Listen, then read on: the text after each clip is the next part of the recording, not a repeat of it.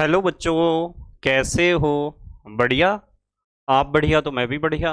तो देखो बच्चों, आज हमें क्या पढ़ाई करनी है। आज है हमारे पास कक्षा 11 का डायरेक्शन बैच।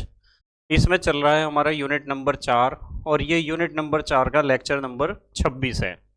हमारे यूनिट नंबर 4 का नाम है रासायनिक आबंध तथा आणविक संरचना। और इसमें आज हम डिस्कस करने जा रहे हैं संकरण या हाइब्रिडाइजेशन। तो संकरण या हाइब्रिडाइजेशन को हम पूरा डिटेल में डिस्कस करेंगे। संकरण का कोई भी कंसेप्ट नहीं छोड़ेंगे। संकरण को बिल्कुल बेसिक से लेकर और हाई लेवल तक स्टडी करेंगे और इसके सारे के सारे कंसेप्ट्स को क्लियर करेंगे। ठीक है, तो आप जल्दी से ध्यान से समझो। जो जो चीज़ मैं बताता हूँ आपको, सिर्फ आपको समझने पर फोकस करना है, हर एक पॉइंट को ध्यान से समझना है। यदि आप संकरण को वास्तविकता में और बहुत अच्छे तरीके से समझना चाहते हो, संकरण को बेसिक से लेकर और हाई लेवल तक समझना चाहते हो, तो ये वीडियो लेक्चर आपके लिए बहुत अच्छा है। ठीक है, देखो यहाँ जो है ना, हम संकरण पढ़ रहे हैं। संकरण में सबसे पहला क्वेश्चन हमारे माइंड में आता है कि सर संकरण या हाइब्रिडाइजेशन का मतलब क्या है। तो संकरण या हाइब्रिडाइजेशन का मतलब क्या है, इस चीज को मैं स्पष्ट करूंगा, आपको सिर्फ ध्यान से समझना है। संकरण का मतलब होता है मिलावट करना, यानी मिश्रित करना। जैसे कि नॉर्मली आपने देखा होगा कि हम आजकल खा रहे हैं, जैसे सलाद में हम खीरा खाते हैं ना, खीरा। तो एक तो आता है देसी खीरा और एक आता है हाइब्रिड खीरा। तो हाइब्रिड क्या है? दो अलग अलग प्रकार के खीरों की मिलावट है। इसी तरीके से आपने बहुत सारी फसलों में, बहुत सारे पेड़ पौधों में, सब्जियों में, फलों में आपने देखा होगा कि हाइब्रिड नई किस्म आ रही हैं हाइब्रिड की। हाइब्रिड का मतलब मिश्रण, मिलावट। ठीक है, इसी तरीके से आपने जंतुओं में भी देखा होगा। क्या आपने घोड़े का नाम सुना है? घोड़े का नाम तो सुना ही होगा। घोड़े का नाम भी सुना है आपने और गधे का नाम भी सुना है। जब घोड़े और गधे के बीच में क्रॉस कराया जाता है तो उनकी जो संतान उत्पन्न होती है उसका नाम भी आपने सुना है, उसे हम कहते हैं खच्चर।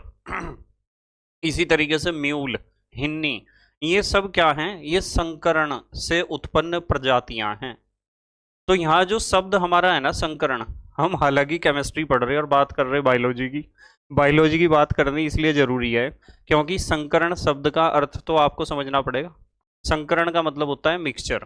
ठीक है, अब देखो, अब मैं रासायनिक विज्ञान के हिसाब से आपको संकरण बताता हूँ कि संकरण रासायनिक विज्ञान में क्या है। एक प्रैक्टिकल करते हैं, बहुत अच्छा सा प्रैक्टिकल। प्रैक्टिकल ये है कि हमारे पास मान लो हमारे पास, हम समझ रहे किसे हैं? संकरण को। अब संकरण को समझाने के लिए मेरे पास एक बहुत अच्छा प्रैक्टिकल है। इस संकरण को हम कैसे समझेंगे कि केमिस्ट्री में संकरण का क्या मतलब है, हाइब्रिडाइजेशन का क्या मतलब है। एक बहुत अच्छा प्रैक्टिकल है मेरे पास। हमारे पास जो है ना बेटे, ये एक स्याही की दवात है। ये एक मेरे पास स्याही की दवात है। ठीक है, इसमें हमने यहां तक स्याही भर रखी है और हमने क्या काम करा, ऐसी ऐसी और भी दवात ले ली। जैसे एक स्याही की दवात ये ले ली। ठीक है, कितनी हुई? दो। एक स्याही की दवात ये ले ली, कितनी हुई? तीन। ध्यान से समझना। और एक स्याही की दवात ये ले ली। तो हमारे पास चार स्याही की दवात हैं। पर इन चारों में एक खासियत है। खासियत यह है कि मान लो ये वाली जो स्याही है वो है, मान लो ब्लू कलर की है। कैसी है? ब्लू, नीले रंग की स्याही है इस बर्तन में भरी हुई। और इसमें भरी हुई है ब्लैक।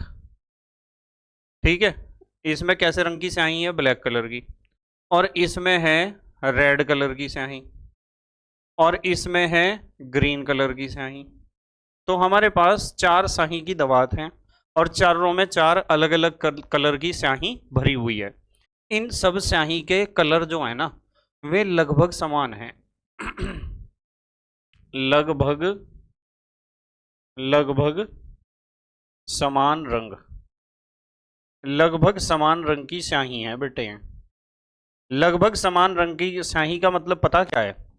यह है कि जब आप स्याही की दवात को ध्यान से देखोगे, लिखने से पहले स्याही की दवात को देख लो, तो स्याही की दवात में दूर से आपको लगभग एक जैसा ही कलर नजर आएगा। पर जब उस स्याही को आप अपने हाथ पर लगाओगे और फैलाओगे तब पता चलेगा ये तो रेड कलर की है।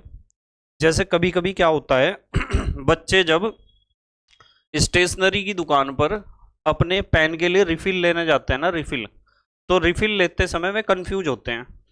वो दुकानदार जो शॉपकीपर है उसे कहते हैं सर ब्लू कलर का रिफिल दे दो, एक पेन का, बॉल पॉइंट पेन का। तो ब्लू कलर के रिफिल को जब बच्चा ऐसे देखता है ना, ऐसे, तो ब्लू कलर के रिफिल को जब देखेगा तो उसे पता ही नहीं चलने का ब्लू कलर की इंक है इसके अंदर। और ब्लैक कलर के रिफिल को देखेगा तो ब्लू और ब्लैक कलर के रिफिल की इंक रिफिल में देखने पर लगभग एक जैसी दिखाई देती है। तो बच्चे को क्या करना पड़ता है, उसे चलाकर देखना पड़ता है, चलाकर पेपर पर चलाकर लिख कर देखेगा कि हाँ सर, हाँ अंकल ब्लू कलर की है या ब्लैक कलर की है। क्योंकि ब्लू और ब्लैक कलर जब इंक एक जगह इकट्ठी है, रिफिल में भरी हुई है, तो लगभग एक जैसी दिखाई देंगी दोनों। तो इसी तरीके से मान लो कि हमारे पास 4 कलर की स्याही है अलग अलग बर्तन में, या अलग अलग दवात में या बीकर में कह दो, ब्लू, ब्लैक, रेड और ग्रीन। इनके कलर लगभग समान रंग वाली हैं ये सारी। अब हमने क्या काम करा, हमने एक बड़ा सा बर्तन ले लिया, ये ले लिया बड़ा सा बर्तन, देख रहे आप, क्या लिया, बड़ा सा बर्तन लिया। और बड़े से बर्तन में हमने क्या काम करा, हमने इस वाली इंक को, इस वाली इंक को भी इसमें उडेल दिया, और इस वाली इंक को भी इसी में भर दिया, इस वाली इंक को भी इसी में भर दिया, इस वाली इंक को भी इसी में भर दिया। तो ये बड़ा सा बर्तन भर गया। तो हमने क्या काम करा, चारों जो लगभग समान रंग की स्याही थी उन्हें एक बड़े से बर्तन में भर दिया, और इनके सबकी स्याही हमने मिला दी। मिलाने के बाद ये तो चारों बर्तन खाली हो गए। फिर जब ये चारों बर्तन खाली हुए तो इन बर्तनों को उठाऊं फिर मैं, ठीक है उठाऊं।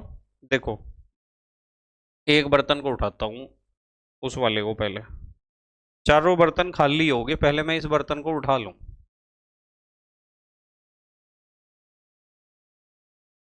ये बर्तन मैंने यहाँ लगा दिया, खाली हो गए, यहाँ रख दिया इस बर्तन को, ठीक है। अब देखते रहना जरा आप ध्यान से, इसमें से भी हमने स्याही ली थी और यहाँ तक हमारा ये बड़ा सा बर्तन भर गया था स्याही से। हमने इस बर्तन को उठाया, पहला बर्तन खाली हुआ उसे यहाँ रख दिया, दूसरा बर्तन खाली हुआ उसे यहाँ रख दिया, समझ रहे आप ध्यान से, तीसरा बर्तन खाली हुआ उसे यहाँ रख दिया, और चौथा बर्तन जो खाली हुआ उसे यहाँ रख दिया। तो ये जो 4 बर्तन थे जिन चारों में लगभग समान रंग की स्याही थी, उन चारों बर्तनों को खाली करके नीचे रख दिया और सब चारों की स्याही हमने भर दी इसमें, ठीक है। अब हमने कहा कि जब चारों की स्याही आपस में मिल गई, अब इस स्याही को इसमें भी भर दो, इसमें भी भर दो, इसमें भी भर दो और इसमें भी भर दो। अब क्या हुआ, अब इनके अंदर जो चारों में स्याही है ना, पहले तो लगभग समान रंग की थी, अब ये पूर्ण रूप से समान रंग की है, पूर्णतः समान, पूर्णतः समान रंग, पूर्णतः समान रंग की स्याही है या नहीं है, यूं बताओ। चारों में जैसा कलर इसमें होगा वैसा ही इसमें होगा, वैसा ही इसमें होगा, वैसा ही इसमें होगा। तो हमने क्या करा, 4 स्याही की दवात ली, चारों में लगभग समान रंग की स्याही थी, चारों की स्याही को एक बड़े बर्तन में डाल के मिला दिया, और वे चारों बर्तन हो गए खाली। अब चारों बर्तन खाली हो गए, उनमें फिर दोबारा से हमने उस स्याही को भर दिया। तो हमने क्या करा कि लगभग समान ऊर्जा, लगभग समान रंग वाले बर्तनों की स्याही को पूर्णतः समान रंग वाली स्याही में कन्वर्ट कर दिया। संख्या पहले भी 4 थी, अब भी 4 है दवात की संख्या। तो ये एक प्रकार का संकरण है, और बिल्कुल ऐसा ही होता है परमाणु के कक्षकों में। अब जो जो बातें मैं आपको बताऊंगा उन सारी बातों को ध्यान से समझना। सबसे पहली बात, जिस प्रकार हमने ये 4 स्याही की दवात ली थी ना, इस तरह हम लेंगे परमाणु के कक्षकों को। इन चारों स्याही की दवातों की खासियत ये थी कि इनके अंदर जो इंक का कलर था वो अप्रॉक्सीमेटली इक्वल था, लगभग समान रंग की इंक थी। पर जब हम परमाणु कक्षकों को लेंगे तो उनकी ऊर्जा लगभग समान होगी। यहाँ तो स्याही का रंग लगभग समान था, और केमिस्ट्री में हम जब संकरण की बात करते हैं तो वहाँ परमाणु के जो कक्षक हैं उनकी ऊर्जाएं लगभग समान होंगी, और उनकी वे सारे कक्षक खाली हो जाएंगे और उनकी ऊर्जा एक जगह इकट्ठी कर ली जाएगी, और फिर उस ऊर्जा को उन कक्षकों में बराबर बराबर बांट दिया जाएगा। तो उससे क्या होगा, उससे ये होगा कि जो लगभग समान ऊर्जा वाले कक्षक थे, जो वाले कक्षक थे यहीं हूं मैं, कहीं नहीं गया। आवाज बताओ सही आ रही या नहीं। चलो अच्छा, यहाँ देख लो। जो लगभग समान ऊर्जा वाले कक्षक थे ना, उन कक्षकों की ऊर्जा निकाल ली, इकट्ठी करी, और फिर जब वे कक्षक हो गए खाली, उनमें फिर उस ऊर्जा को बराबर बराबर बांट दिया। ठीक है। तो लगभग समान ऊर्जा वाले कक्षकों को पूर्ण रूप से समान ऊर्जा वाले नए कक्षकों में बदलना, इस घटना को ही हम कहते हैं संकरण। क्या कहते हैं? संकरण।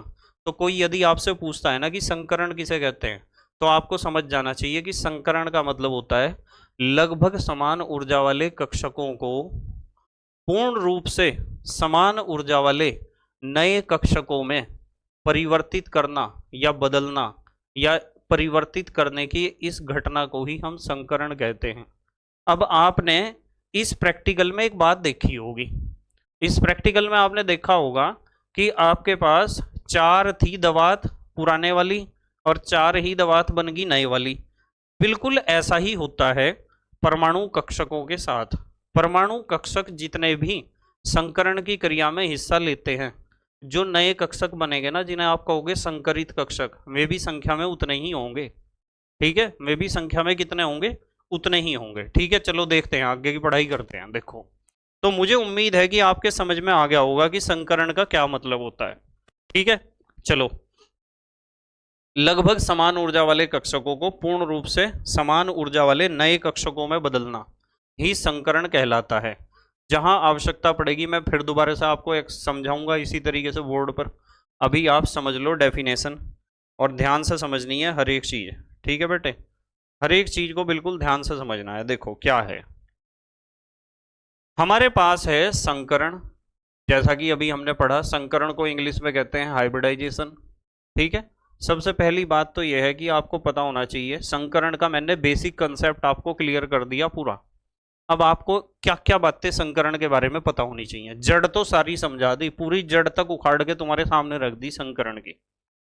सबसे पहले हमें पता होना चाहिए कि पॉलिंग व स्लेटर ने बताया था संकरण के बारे में। यदि कोई आपसे पूछता है संकरण के बारे में बताने वाले वैज्ञानिक कौन थे, तो पॉलिंग और स्लेटर, इन्होंने हमें बताया था संकरण के बारे में। दूसरी बात हमें पता होनी चाहिए कि इस संकरण की बताने की जरूरत क्या थी उन्हें। उन्होंने संकरण क्यों बताया सारी दुनिया को कि संकरण क्या होता है?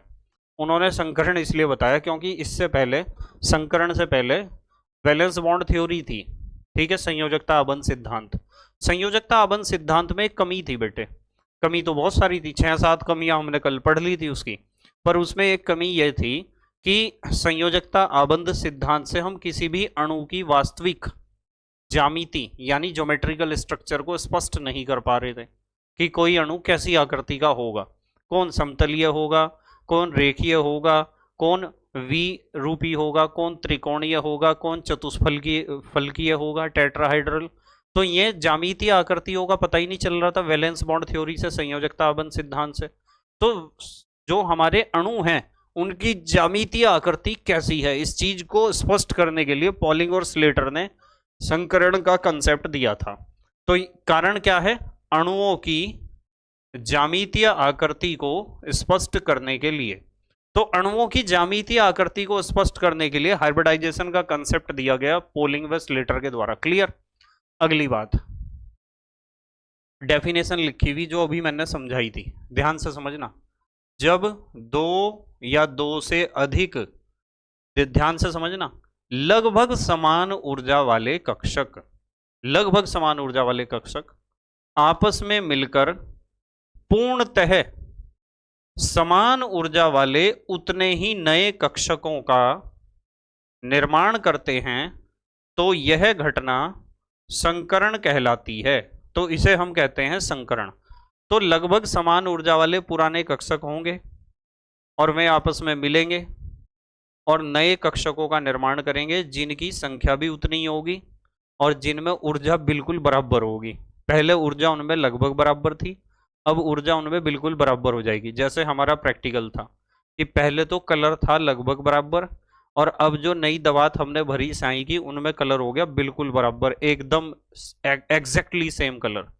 तो पहले जो पुराने कक्षक हैं जो संकरण की क्रिया में भाग लेते हैं। संकरण का मतलब आप इंटरमिक्सिंग भी कह सकते हो, आपस में घुलना मिलना।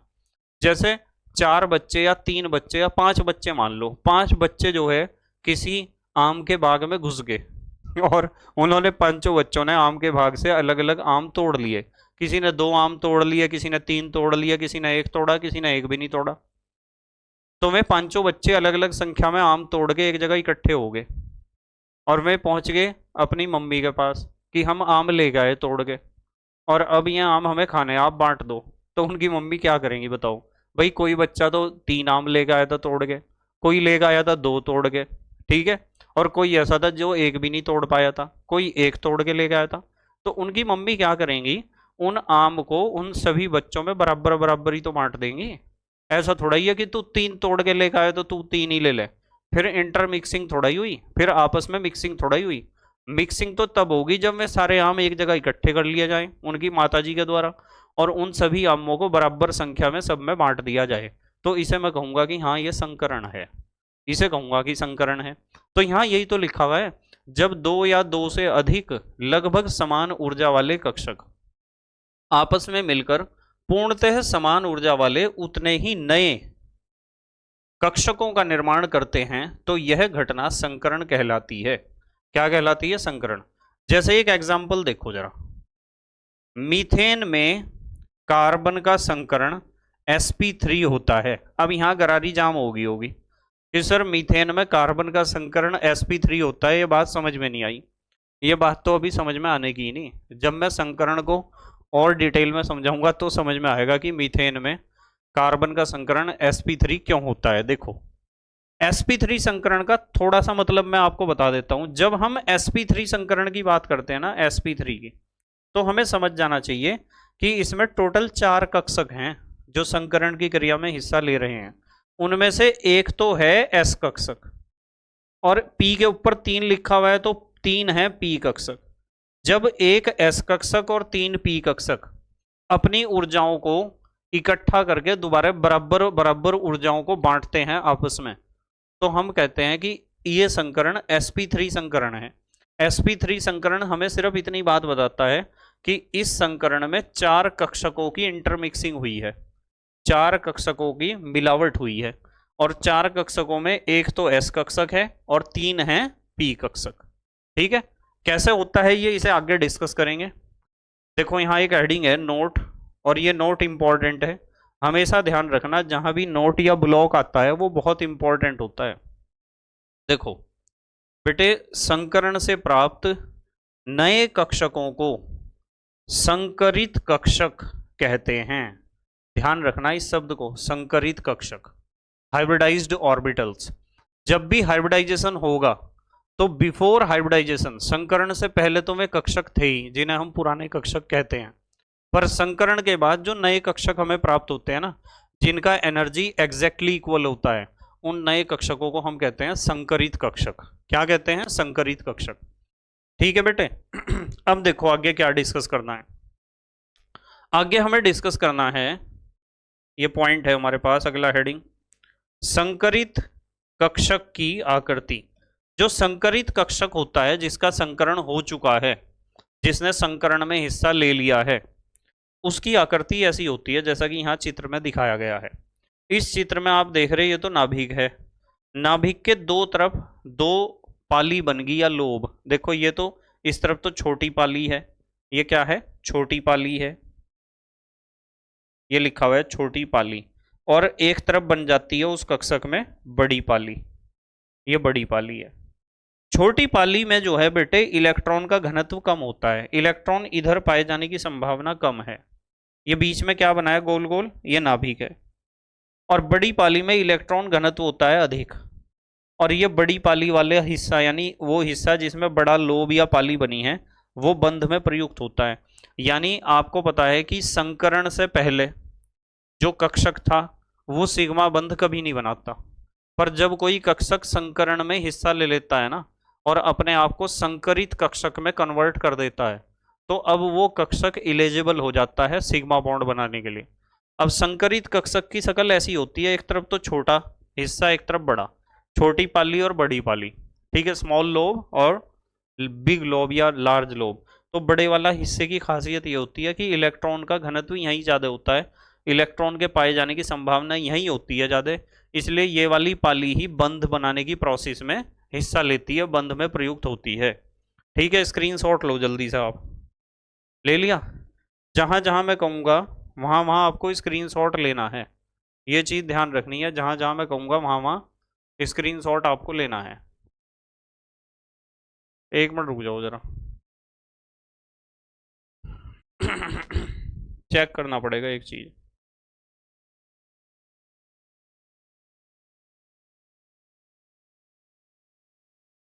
तो इस तरीके से जो है इन बातों का आपको बेटे पता होना चाहिए।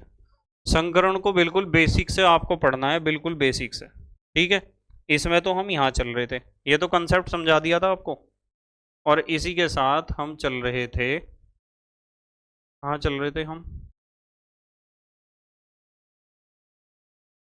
देखते हैं अभी। साथ साथ हम नोट्स में भी तो पढ़ रहे थे ना। ये बताओ, स्क्रीनशॉट ले लिया क्या आपने? ले लिया स्क्रीनशॉट? चलो आगे चलते हैं। देखो, अब हमें सीखना है कि संकरण की आवश्यकता क्यों पड़ी। जहां भी आपको मौका मिलता है वहां स्क्रीनशॉट ले लिया करो तुरंत। ठीक है, हेडिंग क्या है हमारा? संकरण की आवश्यकता।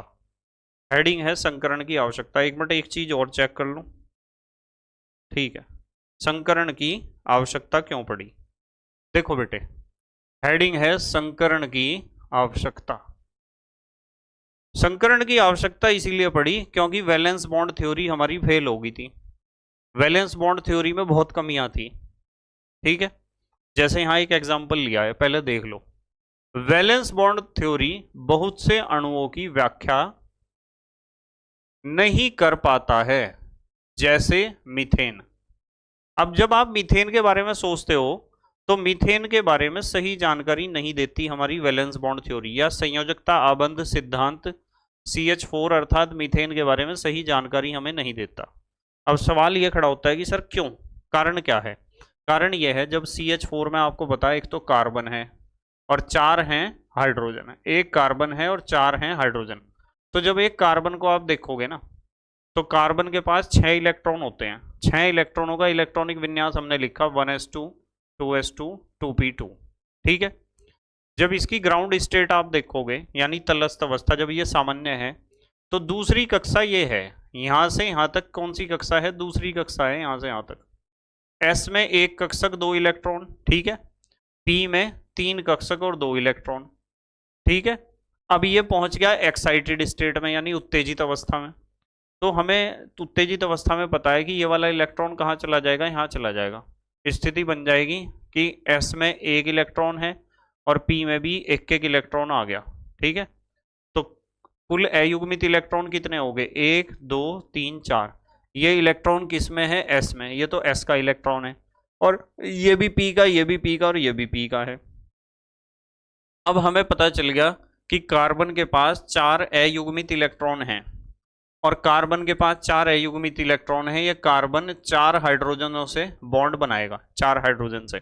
हर एक हाइड्रोजन के पास एक इलेक्ट्रॉन होता है। हाइड्रोजन के पास एक इलेक्ट्रॉन, तो इलेक्ट्रॉनिक विन्यास 1s1। दूसरे हाइड्रोजन के पास भी एक इलेक्ट्रॉन, तो इलेक्ट्रॉनिक विन्यास 1s1। तीसरे हाइड्रोजन के पास भी एक इलेक्ट्रॉन, तो इलेक्ट्रॉनिक विन्यास 1s1। चौथे हाइड्रोजन के पास भी एक इलेक्ट्रॉन, तो इलेक्ट्रॉनिक विन्यास 1s1। और S में एक इलेक्ट्रॉन, S में एक इलेक्ट्रॉन, S में एक इलेक्ट्रॉन, और इसके भी S में एक इलेक्ट्रॉन। अब होना क्या है बताओ?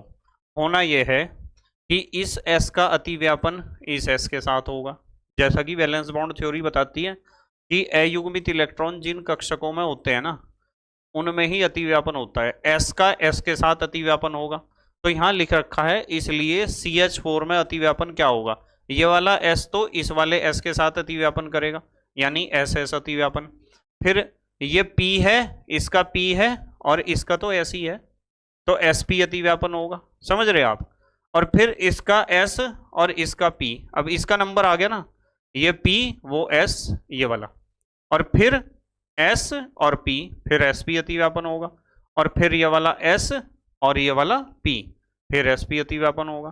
तो वैलेंस बॉन्ड थ्योरी बताती है कि 4 तरह के बॉन्ड बन रहे भाई, मतलब एक तो एस एस बॉन्ड बन रहा, एस एस अतिव्यापन सिग्मा बॉन्ड है, पक्की बात है, आपको बताया जब एस एस के साथ अतिव्यापन करता है तो सिर से सिर मिला के अतिव्यापन होगा। एस एस, ये एसपी अतिव्यापन, ये भी एसपी, ये भी एसपी। तो वैलेंस बॉन्ड थ्योरी कहती है कि इस बॉन्ड की लंबाई तो होगी सबसे कम, ये एसपी एसपी एसपी ये तीनों होंगे एक जैसे, पर CH4 के जब चारों बॉन्ड देखे जाते हैं ना तो चारों बॉन्ड की लंबाई बराबर है, तो यहाँ वैलेंस बॉन्ड थ्योरी फेल होगी ना। वैलेंस बॉन्ड थ्योरी तो हमें समझाती है कि यहाँ तो एस एस अतिव्यापन हो रहा, जब CH4 का संरचना हम बनाते हैं तो कार्बन को यहाँ रख दिया और 4 हाइड्रोजन इस तरीके से जोड़ दिए ये। तो वैलेंस बॉन्ड थ्योरी यानी संयोजकता आबंध सिद्धांत तो हमें बता रहा कि इनमें से एक बॉन्ड तो होगा ऐसा एस एस वाला, मान लो ये एस एस वाला है, और 3 बॉन्ड होंगे एसपी एसपी और एसपी वाले, जैसे ये और ये।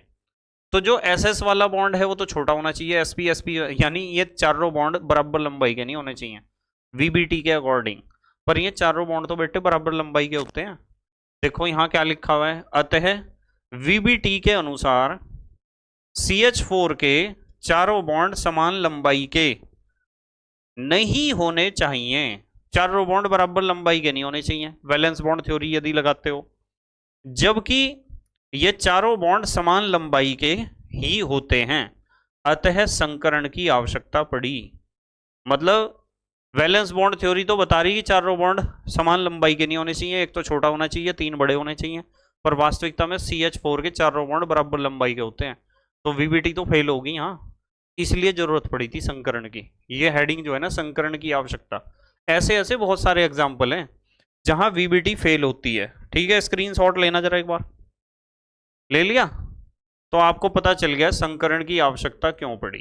ठीक है, अब देखो क्या समझना है, जहां मौका मिले स्क्रीनशॉट ले लिया करो, ले लो स्क्रीनशॉट एक। देखो अब क्या समझना है, अब समझना है संकरण के लिए आवश्यक परिस्थितियां। मतलब हमें पता चल गया कि संकरण क्या होता है, इंटरमिक्सिंग ऑफ एटॉमिक ऑर्बिटल्स, जब लगभग समान ऊर्जा वाले कक्षक आपस में मिलकर पूर्ण रूप से समान ऊर्जा वाले नए कक्षकों का निर्माण करते हैं और जो संख्या में उतने ही होते हैं, तो इस घटना को हम कहते हैं संकरण। ये बात तो हमें पता चल गई, पर संकरण के लिए आवश्यक परिस्थितियां कौन कौन सी हैं इन्हें सीख लें, जरूरी कंडीशंस क्या क्या हैं, शर्तें क्या क्या हैं। सबसे पहली शर्त, केवल बाहरी कक्षा के कक्षक ही संकरित होते हैं, ये बहुत बढ़िया पॉइंट है। संकरण की क्रिया में केवल बाहरी कक्षा के कक्षक ही हिस्सा लेंगे, आउटर मोस्ट ऑर्बिट के जो ऑर्बिटल्स हैं वे ही हाइब्रिडाइजेशन प्रोसेस में पार्टिसिपेट करेंगे। ठीक है, ये एक शर्त है। नंबर 2, संकरित होने वाले कक्षकों की ऊर्जा लगभग समान होनी चाहिए। मतलब जो कक्षक संकरण की क्रिया में हिस्सा लेना चाह रहे हैं उनका एनर्जी अप्रॉक्सीमेटली इक्वल होना चाहिए, लगभग समान ऊर्जा वाले कक्षक ही संकरण की क्रिया में हिस्सा लेते हैं और वे फिर मिल मल के मिक्स हो के पूर्ण रूप से समान ऊर्जा वाले नए कक्षकों का निर्माण करते हैं। यानी जो कक्षक संकरण की क्रिया में हिस्सा लेने जा रहे हैं उनका एनर्जी अप्रॉक्सीमेटली इक्वल होना चाहिए, लगभग बराबर होना चाहिए आपस में, ज्यादा डिफरेंस नहीं होना चाहिए एनर्जी डिफरेंस। यहां लिखा हुआ है संकरित होने वाले कक्षकों की ऊर्जा लगभग समान होनी चाहिए। तीसरी शर्त, अयुग्मित इलेक्ट्रॉन वाले, मतलब ऐसे कक्षक जिनमें एक एक इलेक्ट्रॉन है, युग्मित इलेक्ट्रॉन वाले ऐसे कक्षक जिनमें दो दो इलेक्ट्रॉन है, व रिक्त ऐसे कक्षक जिनमें विचारों में इलेक्ट्रॉन है ही नहीं। तीनों प्रकार के कक्षक, तीनों प्रकार के कौन कौन से, कुछ तो कक्षक ऐसे होंगे जिनमें अयुग्मित इलेक्ट्रॉन होगा यानी एक इलेक्ट्रॉन होगा, कुछ कक्षक ऐसे होंगे जिनमें युग्मित इलेक्ट्रॉन अर्थात दो दो इलेक्ट्रॉन होंगे, जोड़े होंगे इलेक्ट्रॉन के, और कुछ कक्षक ऐसे होंगे जो खाली होंगे। तीनों प्रकार के कक्षक संकरण की क्रिया में भाग ले सकते हैं, तीनों कक्षक हिस्सा ले सकते हैं संकरण की क्रिया में। ठीक है बेटे, अगली बात नंबर 4, ध्यान से समझना हर एक पॉइंट को। मतलब ये जरूरी नहीं होता कि आप इस सारी थ्योरी को याद कर लो, पर हर एक पॉइंट को समझना जरूरी है। होम एग्जाम में या बोर्ड की परीक्षा में ये सारी चीजें तो पूछी नहीं जाती, ये तो आपको भी पता है, पर जब आप कहीं कंपटीशन में बैठोगे तो यही तो पॉइंट ही है, वेरी शॉर्ट क्वेश्चन ही तो ऑब्जेक्टिव इन्हीं में से ही तो बनते हैं। ये सारे पॉइंट ही तो अपने आप में क्वेश्चन है, ग्रेजुएशन भी करोगे ही आप, बीएससी करोगे, बीटेक करोगे, एमबीबीएस करोगे, कुछ तो करोगे ना ग्रेजुएशन में, और वहाँ केमिस्ट्री यदि होगी आपके पास तो ये सारे कंसेप्ट आपके काम आएंगे। इसलिए मैं हर एक टॉपिक को इतना डीप में लेके चलता हूँ। यदि आप एनसीईआरटी की किताब उठा लोगे ना, तो एनसीईआरटी की किताब में इतने सारे पॉइंट नहीं दिए होंगे आपको। इन सारे टॉपिक को इतना डीपली पढ़ाने का मेरा मकसद यही होता है कि बच्चा जिस समय 12वीं कक्षा पास करके और कॉम्पिटिटिव एग्जाम में बैठेगा, तब उसे मेरी याद आएगी, हाँ कमल सर ने बहुत अच्छा कराया था, ये सारी चीजें सिखाई थी कमल सर ने। बस ये मेरा मोटिव होता है। देखो जरा ध्यान से, पाई बंद बनाने वाले अयुग्मित इलेक्ट्रॉन के कक्षक, ध्यान से समझना, पाई बॉन्ड बनाने वाले अयुग्मित इलेक्ट्रॉन के कक्षक संकरित नहीं होते हैं। मतलब आपको ध्यान ये रखना है कि जो संकरित कक्षक है ना, वे हमेशा सिग्मा बॉन्ड ही बनाते हैं। जिस कक्षक ने संकरण में हिस्सा ले लिया जिस कक्षक ने संकरण में हिस्सा ले लिया और वो संकरित हो गया, समझ जाओ कि अब वो सिग्मा बॉन्ड ही बनाएगा, अब वो सिग्मा बॉन्ड ही बनाएगा। समझ रहे ना? और जिस कक्षक ने संकरण में हिस्सा नहीं लिया और उसके पास एक अयुग्मित इलेक्ट्रॉन है, तो समझ जाओ वो पाई बंद ही बनाएगा। तो पाई बॉन्ड तो बनते हैं असंकरित कक्षकों से और सिग्मा बॉन्ड बनते हैं संकरित कक्षकों से। ये भी अंतर है सिग्मा और पाई बॉन्ड में, वहां बताया था मैंने इस बारे में। केवल सिग्मा बंद बनाने वाले अयुग्मित इलेक्ट्रॉन के कक्षक ही संकरित होते हैं। यानी ये बात को उल्टा करके समझो, इस बात को उल्टा करके समझोगे तो ज्यादा अच्छे से समझ में आएगा आपके। उल्टा करके इस तरह समझना है कि जो कक्षक संकरण में हिस्सा ले लेगा, यानी जो संकरित कक्षक होगा, वो हमेशा सिग्मा बॉन्ड बनाएगा, और जो कक्षक संकरण में हिस्सा नहीं ले रहा, यानी असंकरित है, जिसकी किस्मत में संकरण में हिस्सा लेना है ही नहीं, वो ही बनाएगा पाई बॉन्ड, वो पाई बॉन्ड बनाएगा। ठीक है, देखो पांचवी शर्त, संकरण के लिए इलेक्ट्रॉन का उत्तेजित होना आवश्यक नहीं है। भाई वहां वैलेंस बॉन्ड थ्योरी तो हमें कह रही थी कि यह तो तलस्थ अवस्था है, यानी ग्राउंड स्टेट, मूल अवस्था, और यह है उत्तेजित अवस्था यानी एक्साइटेड स्टेट। तो ग्राउंड स्टेट और एक्साइटेड स्टेट यानी उत्तेजित होने की कोई जरूरत नहीं है इलेक्ट्रॉन को। संकरण तो इंटरमिक्सिंग ऑफ एटॉमिक ऑर्बिटल्स है बस। ठीक है, लेना जरा स्क्रीनशॉट, ले लिया स्क्रीनशॉट? चलो आगे चलते हैं। अब हमें समझने हैं संकरण के नियम। स्क्रीनशॉट ले लो, पहले स्क्रीनशॉट लो, ले लिया बेटे? क्या समझना है? संकरण के नियम, मतलब कौन कौन सी बातें ध्यान रखनी चाहिए। संकरण की शर्तें मैंने आपको बता दी, मतलब हर एक पॉइंट जिस भी टॉपिक में हम पढ़ रहे हैं वो हर एक पॉइंट अपने आप में वेरी शॉर्ट क्वेश्चन है और बहुत इंपॉर्टेंट क्वेश्चन है। देखो संकरण के नियम में जो पहला नियम है वो क्या है? संकरण सदैव बाहरी कक्षा के कक्षकों के बीच होता है। यह बात तो संकरण की शर्तों में भी हमने पढ़ ली कि संकरण कहाँ होता है, केवल बाहरी कक्षा के कक्षकों में ही होता है संकरण। मतलब आउटर मोस्ट ऑर्बिट के जो ऑर्बिटल्स हैं वे ही हाइब्रिडाइजेशन प्रोसेस में पार्टिसिपेट करते हैं। ये बात ध्यान रखनी है सबको। नंबर 2, दूसरी बात, संकरण का इलेक्ट्रॉन से कोई संबंध नहीं होता है। बहुत बढ़िया पॉइंट है, बहुत बढ़िया। जबकि वहां वीबीटी हमें कह रहा था, वैलेंस बॉन्ड थ्योरी कह रहा था कि जिन कक्षकों में अयुग्मित इलेक्ट्रॉन होंगे केवल वे ही बॉन्ड बनाएंगे। संकरण कह रहा कि भाई मुझे जो है ना इलेक्ट्रॉन से कोई लेना देना नहीं है, मेरा लेना देना है सिर्फ कक्षक से, और वो भी बाहरी कक्षा के कक्षक से। भाई संकरण तो सब में होगा, चाहे कोई बच्चा एक आम तोड़ के ले गया, चाहे 2 तोड़ के ले गया, चाहे 3 तोड़ के ले गया, या फिर कोई बच्चा खाली आ गया भाग के, एक भी आम नहीं तोड़ पाया, तो संकरण की क्रिया में तो उसे भी हिस्सा लेना। तो संकरण की क्रिया में आम की संख्या से तो कोई लेना देना नहीं है संकरण को। समझ रहे हैं ना? माता जी तो बराबर ही बांटेंगी सब में आम, चाहे कोई तोड़ के लाया चाहे नहीं तोड़ के लाया। तो यहाँ साफ बात लिखी हुई है कि संकरण का इलेक्ट्रॉन से कोई संबंध नहीं होता है। कोई संबंध नहीं है संकरण का इलेक्ट्रॉन से।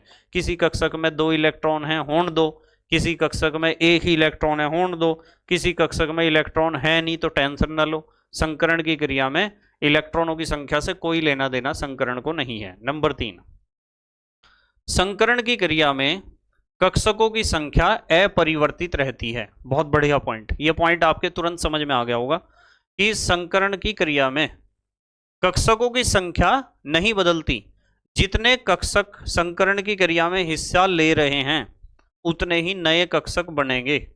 पुराने कक्षकों की ऊर्जा लगभग समान थी और नए कक्षक जो बनकर आएंगे उनकी ऊर्जा पूर्ण रूप से समान होगी। नंबर 4, संकरित कक्षकों की ऊर्जा व आकृति समान होती है। बहुत बढ़िया पॉइंट है भाई। जो नए कक्षक बने ना अब इंटरमिक्सिंग से, संकरण से, जिन्हें आप संकरित कक्षक कहते हो, उनकी ऊर्जा भी बिल्कुल एक जैसी होती है और उनकी आकृति भी बिल्कुल एक जैसी होती है। वे बिल्कुल एक जैसे हो गए। अब संकरण की क्रिया में हिस्सा लेने के बाद एक जैसे हो गए सारे। अयुग्मित इलेक्ट्रॉन वाला कक्षक संकरित होकर सदैव सिग्मा बंध बनाता है।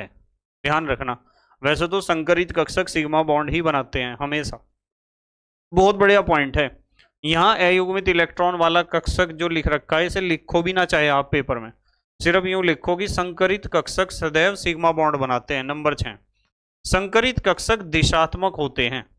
यह शब्द बार बार आता है दिशात्मक, और मैं बार बार इसे समझाता हूं। दिशात्मक का मतलब तो पता है, दिशात्मक बंध वो होता है जिस बंध से बनने वाले यौगिक की एक निश्चित ज्यामितीय आकृति होती है। यह बात कई बार बता दी मैंने आपको। तो यहां लिख रखा है कि संकरित कक्षक कैसे होते हैं, दिशात्मक, डायरेक्शनल। और जब डायरेक्शनल होंगे तो इससे जो भी स्पीसीज बनेगी, चाहे अणु, यौगिक, आयन, जो भी कुछ कह रहे हैं आप उसे, उसकी एक निश्चित ज्यामितीय आकृति होगी, एक डेफिनेट ज्योमेट्रिकल स्ट्रक्चर होगा। दिशात्मक बंधों की यही खासियत होती है डायरेक्शनल बॉन्ड्स की। संकरित कक्षक दिशात्मक होते हैं, अतः इनसे बने अणुओं की एक निश्चित ज्यामितीय आकृति होती है। ठीक है। नंबर 7, संकरित कक्षक स्थायी होने के लिए एक दूसरे से अधिकतम दूरी पर रहते हैं। बहुत बढ़िया पॉइंट है, बहुत ही बढ़िया। ये जो संकरित कक्षक है ना बेटे, इनमें इलेक्ट्रॉन तो होंगे ही, पता है आपको। संकरण के बाद तो इलेक्ट्रॉन आगे होंगे। संकरण से पहले किसी पे 2 इलेक्ट्रॉन है, एक है किसी के पास, किसी पे एक भी नहीं है। संकरण से पहले की तो बात है। संकरण के बाद तो सब में बराबर बराबर इलेक्ट्रॉन हो गए होंगे, एक एक इलेक्ट्रॉन हो गया होगा। तो संकरण की क्रिया में आने के बाद ये जो कक्षक है ना, जिनमें एक एक इलेक्ट्रॉन है, वे अपने एक दूसरे से मैक्सिमम दूरी पर रहते हैं, जिससे इलेक्ट्रॉन इलेक्ट्रॉन के बीच रिपल्सन मिनिमम हो जाए, प्रतिकर्षण कम से कम हो। और जितना प्रतिकर्षण कम से कम होगा, समझ जाओ स्टेबिलिटी उतनी ही ज्यादा होगी, स्थायित्व उतना ही ज्यादा होगा। ये तो प्रकृति का नियम है, प्रकृति का नियम है। हर एक कक्षक में एक अनपेयर्ड इलेक्ट्रॉन होगा। जो हाइब्रिडाइज्ड ऑर्बिटल है, जिसने संकरण की क्रिया में हिस्सा ले लिया है, नया जो कक्षक बना है, उसके पास एक एक अनपेयर्ड इलेक्ट्रॉन होगा।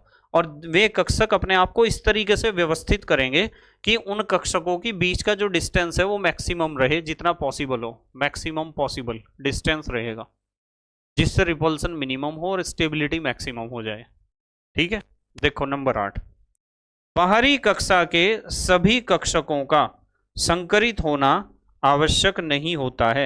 ऐसा जरूरी नहीं है कि आउटर मोस्ट ऑर्बिट के जितने भी ऑर्बिटल हैं, कक्षक हैं, वे सारे के सारे संकरण में हिस्सा लें, ऐसा जरूरी नहीं है बेटे। स्क्रीनशॉट ले लिया था आपने, ले लो। देखो अगला पॉइंट सीखते हैं हम, एक बार इसका भी स्क्रीनशॉट ले लो। नंबर 9, संकरित कक्षकों की प्रबलता। जो sp संकरण है या sp कक्षक है, वे सबसे ज्यादा प्रबल होंगे। क्यों होंगे वो समझाऊंगा मैं आगे। वैसे अभी थोड़ी सी बात बता देता हूँ। जो थोड़े से इंटेलिजेंट बच्चे बैठे हुए हैं इस समय, इंटेलिजेंट बच्चा यदि कोई देख रहा है, तो sp संकरण वाले ऑर्बिटल ज्यादा स्टेबल या प्रबल इसलिए होते हैं क्योंकि ये केस वहां मिलेगा जहां ट्रिपल बॉन्ड बनेगा। क्या बनेगा? Triple bond. और sp2 संकरण उससे कम स्ट्रांग होगा, sp3 उससे भी कम, sp3d उससे भी कम, sp3d2 उससे भी कम। तो संकरित कक्षकों की प्रबलता का क्रम यदि कोई पूछता है तो सबसे ज्यादा प्रबल संकरित कक्षक sp होते हैं। या तो आप यूं कहो कि s करेक्टर जितना ज्यादा होगा, संकरित कक्षक उतने ही ज्यादा प्रबल होंगे, स्ट्रांग होंगे। या फिर आप कह दो, अब पता है ऐसा क्यों होता है? क्योंकि 2 ही कक्षक है ना, 2 कक्षक हैं तो इनके बीच का डिस्टेंस मैक्सिमम हो सकता है। और जब डिस्टेंस मैक्सिमम हो सकता है तो स्टेबिलिटी भी मैक्सिमम हो सकती है। और ये देखो कितने कक्षक हैं, 1 s का, 3 p के, 2 d के, 3 और 2 5 और 1 6 कक्षक हैं। जब 6 कक्षक स्पेस में अपने आप को फैला रहे होंगे तो उन 6 कक्षकों के आपस में बीच का डिस्टेंस तो ज़्यादा नहीं हो पा रहा होगा, भीड़ बढ़ गई ना। और ज़्यादा डिस्टेंस नहीं हो पा रहा तो इलेक्ट्रॉन इलेक्ट्रॉन के बीच में रिपल्सन बहुत ज़्यादा हो रहा होगा। और रिपल्सन ज़्यादा है तो स्टेबिलिटी मिनिमम होगी। तो इसलिए हमने कहा sp3d2 कक्षक जो है उसकी प्रबलता सबसे कम है। संकरित कक्षकों का दिशात्मक गुण, दिशात्मक गुण इसमें सबसे ज्यादा होगा और इसमें होगा सबसे कम। दिशात्मक गुण इसका बिल्कुल उल्टा है। स्क्रीनशॉट ले लिया था ना, ठीक है। देखो 10वां पॉइंट देखो, एक बार आप 10वें पॉइंट का स्क्रीनशॉट ले लो। ले लिया? देखो 10वां पॉइंट, एक प्रकार के संकरण से प्राप्त सभी संकरित कक्षकों का त्रिविमीय विन्यास समान होता है। बिल्कुल बढ़िया बात है।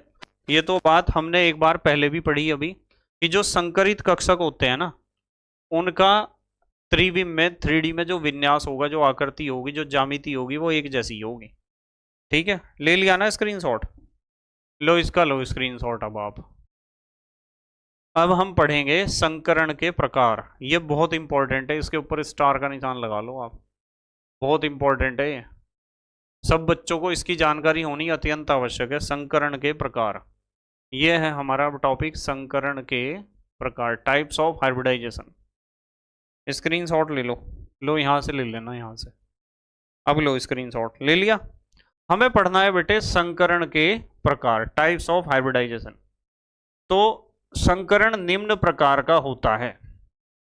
संकरण निम्न प्रकार का होता है। पहले रफली मैं एक चीज समझा दूं आपको, फिर बताऊंगा संकरण के कौन कौन से प्रकार हैं। पहले रफली एक चीज बता दूं आपको, ठीक है? देखो ध्यान से समझना, एक चीज समझनी बहुत जरूरी है आपके लिए, तो फिर आप संकरण के प्रकार आसानी से समझ जाओगे। देखो भाई, यदि मैं आपको कहूं कि संकरण की क्रिया में केवल S कक्षक भाग ले सकता है क्या? सबसे पहले तो एक चीज समझ लो कि जो S उपकोष होता है ना बेटे, S उपकोष में केवल एक कक्षक होता है, और P उपकोष में कितने कक्षक होते हैं? 3। और D उपकोष में कितने कक्षक होते हैं? 5। 1 2 3 4 5। और F उपकोष में कितने कक्षक होते हैं? 7। 1 2 3 4 5 6 7। ध्यान रखना, इसमें एक कक्षक है, 1 3 5 7, विषम संख्याएं हैं, ठीक है? तो मैं S के ऊपर कभी भी एक से ज्यादा S को यूज नहीं करने का। P को मैं कितना यूज कर सकता हूं? P कक्षकों को मैक्सिमम 3 तक यूज कर सकता हूं, और D कक्षकों को मैक्सिमम 5 तक, और F को मैक्सिमम 7 तक यूज कर सकता हूं, ठीक है? एक तो ये चीज पता होनी चाहिए। अब यदि मैं कहूं कि संकरण की क्रिया में केवल एक कक्षक हिस्सा ले रहा S, तो संकरण की क्रिया में केवल एक कक्षक कैसे हिस्सा लेगा? संकरण का मतलब तो मिलना है, मिश्रण बनना। अब अकेला कक्षक है S, किसके साथ मिलेगा और किस में बटेगा? जैसे एक कहावत है, नंगा क्या नहाएगा और क्या निचोड़ेगा। सुनी ना ये कहावत? नहीं सुनी तो सुन लो, आपके बड़े आपको बता देंगे। तो यदि S कक्षक अकेला है और वो कह रहा है कि मुझे संकरण की क्रिया में हिस्सा लेना, तो अकेला कक्षक बेटे किसके साथ तो अपनी ऊर्जा को मिलाएगा और किसके साथ अपनी ऊर्जा को बांट देगा? तो अकेला कक्षक कभी भी संकरण की क्रिया में हिस्सा नहीं लेता। तो S संकरण तो कभी होता ही नहीं। संकरण का मतलब मिलना होता है, मिलावट करना। अकेला किसके साथ मिलावट करेगा? तो संकरण जो सबसे पहला होगा वो SP होगा। SP संकरण में कितने कक्षक हिस्सा ले रहे? 2। एक तो S कक्षक है, एक P। फिर संकरण क्या हो सकता है? sp2। अब इसमें कितने कक्षक हैं? 3। 3 कक्षक हैं, तो 3 कक्षक में एक S का और 2 P के। अब आप मुझे, कुछ बच्चे सोच रहे होंगे कि सर जब 2 कक्षक संकरण की क्रिया में हिस्सा लेते हैं तो वो संकरण S2 नहीं हो सकता क्या?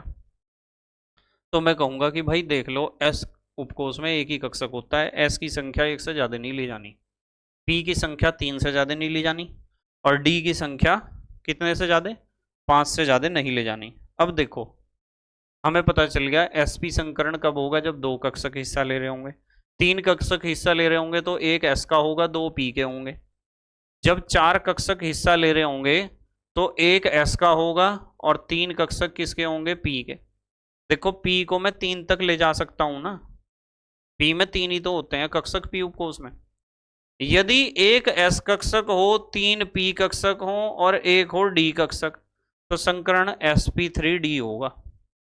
अब D को आप 5 तक खींच सकते हो, पर खींचने की जरूरत नहीं है, इतने तरह का संकरण हमारे कोर्स में नहीं है, ना प्रकृति में देखने को मिलता। यदि एक एस कक्षक हो, 3 पी कक्षक हो और 2 हो डी कक्षक, तो संकरण sp3d2 होगा। और संकरण sp3d3 भी हो सकता है। और संकरण बेटे डी, अब मैं कुछ अलग बात बता रहा, dsp3 भी हो सकता है। और संकरण d2sp3 भी हो सकता है। अब ये संकरण 2 हम पढ़ेंगे क्लास 12th में कि ये कब होते हैं। अभी तो सिर्फ इतना पढ़ना है कि संकरण हो तो सकते हैं कई प्रकार के, पर आपको ध्यान रखना है sp संकरण, sp2, sp3, sp3d, sp3d2, यहां तक चलेंगे सिर्फ हम संकरण में। बताओ ये बात समझ में आई क्या आपके? समझ में आई बात? ठीक है, चलो पढ़ना शुरू करें। अब हम पढ़ना शुरू करते हैं, चलो ध्यान से देखना। हमारा टॉपिक है संकरण के प्रकार, टाइप्स ऑफ हाइब्रिडाइजेशन। तो संकरण निम्न प्रकार का होता है। कौन सा होता है? मैंने हालांकि आपको समझा दिया। जिसमें पहला संकरण होता है sp संकरण। अब नाम से ही पता चल गया होगा sp संकरण में कितने कक्षक हिस्सा ले रहे हैं? 2। एक तो s का है, एक p का। इसमें एक s व एक p कक्षक भाग लेता है। ठीक है, जब एक s कक्षक है, एक p कक्षक है, तो यदि मैं आपको कहूं कि s का हिस्सा बताओ, इसमें p का हिस्सा बताओ, तो आप कहोगे 100 में से 50% तो s है, 50% p है, आधा s आधा p। तो इसलिए हम कह सकते हैं कि s लक्षण इसमें 50% होगा बेटे। sp संकरण में s करेक्टर कितना होगा? 50%। और p लक्षण भी कितना होगा? 50%। ठीक है, इसके अणु की आकृति पता कैसी होती है? रैखिक। ध्यान रखना, sp संकरण में अणु की आकृति रैखिक होती है। रैखिक उसे कहते हैं कि जिसमें एक तो परमाणु ये है, सिंगल बॉन्ड, एक परमाणु ये है, और सिंगल बॉन्ड एक परमाणु ये है। तो ये एक रेखा ही तो बन रही, और ये सरल रेखा में है, तो बॉन्ड एंगल कितना होगा? 180 डिग्री का ही तो होगा। कितना होगा? 180 डिग्री बॉन्ड एंगल होगा। तो ये लिखा हुआ है बंद कोण कितना होता है इसमें? 180 डिग्री। तो ध्यान रखना, sp संकरण में एक तो s कक्षक और एक p कक्षक होता है। s लक्षण 50% और p लक्षण भी 50% होता है। अणु की आकृति रैखिक होती है ऐसी, और बंद कोण होता है 180 डिग्री का। sp संकरण का एक दूसरा नाम भी है, जिसे कहते हैं विकर्ण संकरण। क्या कहते हैं? विकर्ण संकरण। जैसे इसका एग्जाम्पल ध्यान रख सकते हो, BeCl2 या C2H2। अब BeCl2 ऐसा होता है, देखो ये Be है, इधर भी एक Cl है, इधर भी एक Cl है, और बॉन्ड एंगल कितना है? 180 डिग्री का। और C2H2 की बात करो तो C2H2 का स्ट्रक्चर आपको पता ही है कि ये कार्बन है, ट्रिपल बॉन्ड है, ये कार्बन, यहाँ सिंगल बॉन्ड हाइड्रोजन, और यहाँ सिंगल बॉन्ड हाइड्रोजन। तो रेखी की तो संरचना है। बॉन्ड एंगल कितना है? 180 डिग्री। कितना है? 180 डिग्री। ध्यान रखना 180 डिग्री का बॉन्ड एंगल है। ठीक है, अब BeCl2 को समझो। BeCl2 को जब आप देखते हो ना, तो Be के पास होते हैं 4 इलेक्ट्रॉन। परमाणु क्रमांक इसका 4 है। 4 इलेक्ट्रॉनों को ऐसे लिखते हैं 1s2 2s2। दूसरी कक्षा में p भी होता है तो लिख दिया 2p0। s में एक कक्षक और कितने इलेक्ट्रॉन है? 2। p में 3 कक्षक और इलेक्ट्रॉन कितने हैं p में? 0। भरा ही नहीं। तो संकरण की क्रिया में बाहरी कक्षा के कक्षक हिस्सा लेंगे, यानी दूसरी कक्षा के। दूसरी कक्षा यहां से लेके यहां तक है, तो एक तो हिस्सा लेगा 2s और एक हिस्सा लेगा 2 का एक p कक्षक, एक s एक p। तो ये वाला कक्षक और ये वाला कक्षक, ये दोनों कक्षक आपस में मिलेंगे और अपने इलेक्ट्रॉनों को या ऊर्जा को दोबारा बांट लेंगे। तो होगा क्या? होगा ये देखो, इस s के पास भी एक इलेक्ट्रॉन रह जाएगा और इस वाले p के पास भी एक इलेक्ट्रॉन रह जाएगा। तो ये दोनों कक्षक जो प्राप्त हुए ना, ये हैं संकरित कक्षक। इन्हें हम कहते हैं संकरित कक्षक, जिन्होंने संकरण की क्रिया में हिस्सा लिया था। 2 आम ये तोड़ के लेकर आया था, ये एक भी नहीं तोड़ के लेकर आया, तो मम्मी ने एक इसे दे दिया, एक इसे दे दिया, बराबर हो गए। तो संकरण की क्रिया में एक s कक्षक ने, एक p कक्षक ने, एक s कक्षक ने, एक p कक्षक ने हिस्सा लिया, इसलिए इस संकरण को sp संकरण कहते हैं। ठीक है, मतलब Be को देखोगे ना, Be ने एक बॉन्ड इधर एक बॉन्ड इधर, पता किस तरह बनाया? क्योंकि Be के एक तो s वाले ने बॉन्ड बनाया इधर और एक p वाले ने बनाया। समझ रहे ना आप? इसी तरीके से इसे देख लो आप। फिर एग्जाम्पल था उसका C2H2 का, ये वाला C2H2 था ना। कार्बन के पास 6 इलेक्ट्रॉन होते हैं, 1s2 2s2 2p2। अब होगा क्या, संकरण की क्रिया में S में एक कक्षक 2 इलेक्ट्रॉन और P में 3 कक्षक 2 इलेक्ट्रॉन। संकरण की क्रिया में ये दोनों हिस्सा लेंगे, देखो सिर्फ ये दोनों, और ये दोनों हिस्सा लेंगे। इलेक्ट्रॉन तो वहां भी चला गया, पर ये बॉन्ड बनाने की प्रोसेस में यही हिस्सा ले रहे, दोनों संकरित यही हुए S और P, तो sp संकरण हुआ।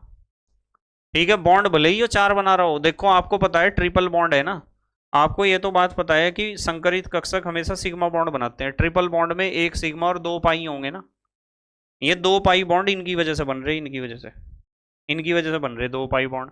सिग्मा बॉन्ड की जिम्मेदारी तो सिर्फ इसकी और इसकी है, कार्बन 2 ही बना रहा, सिग्मा एक तो इधर और एक तो इधर।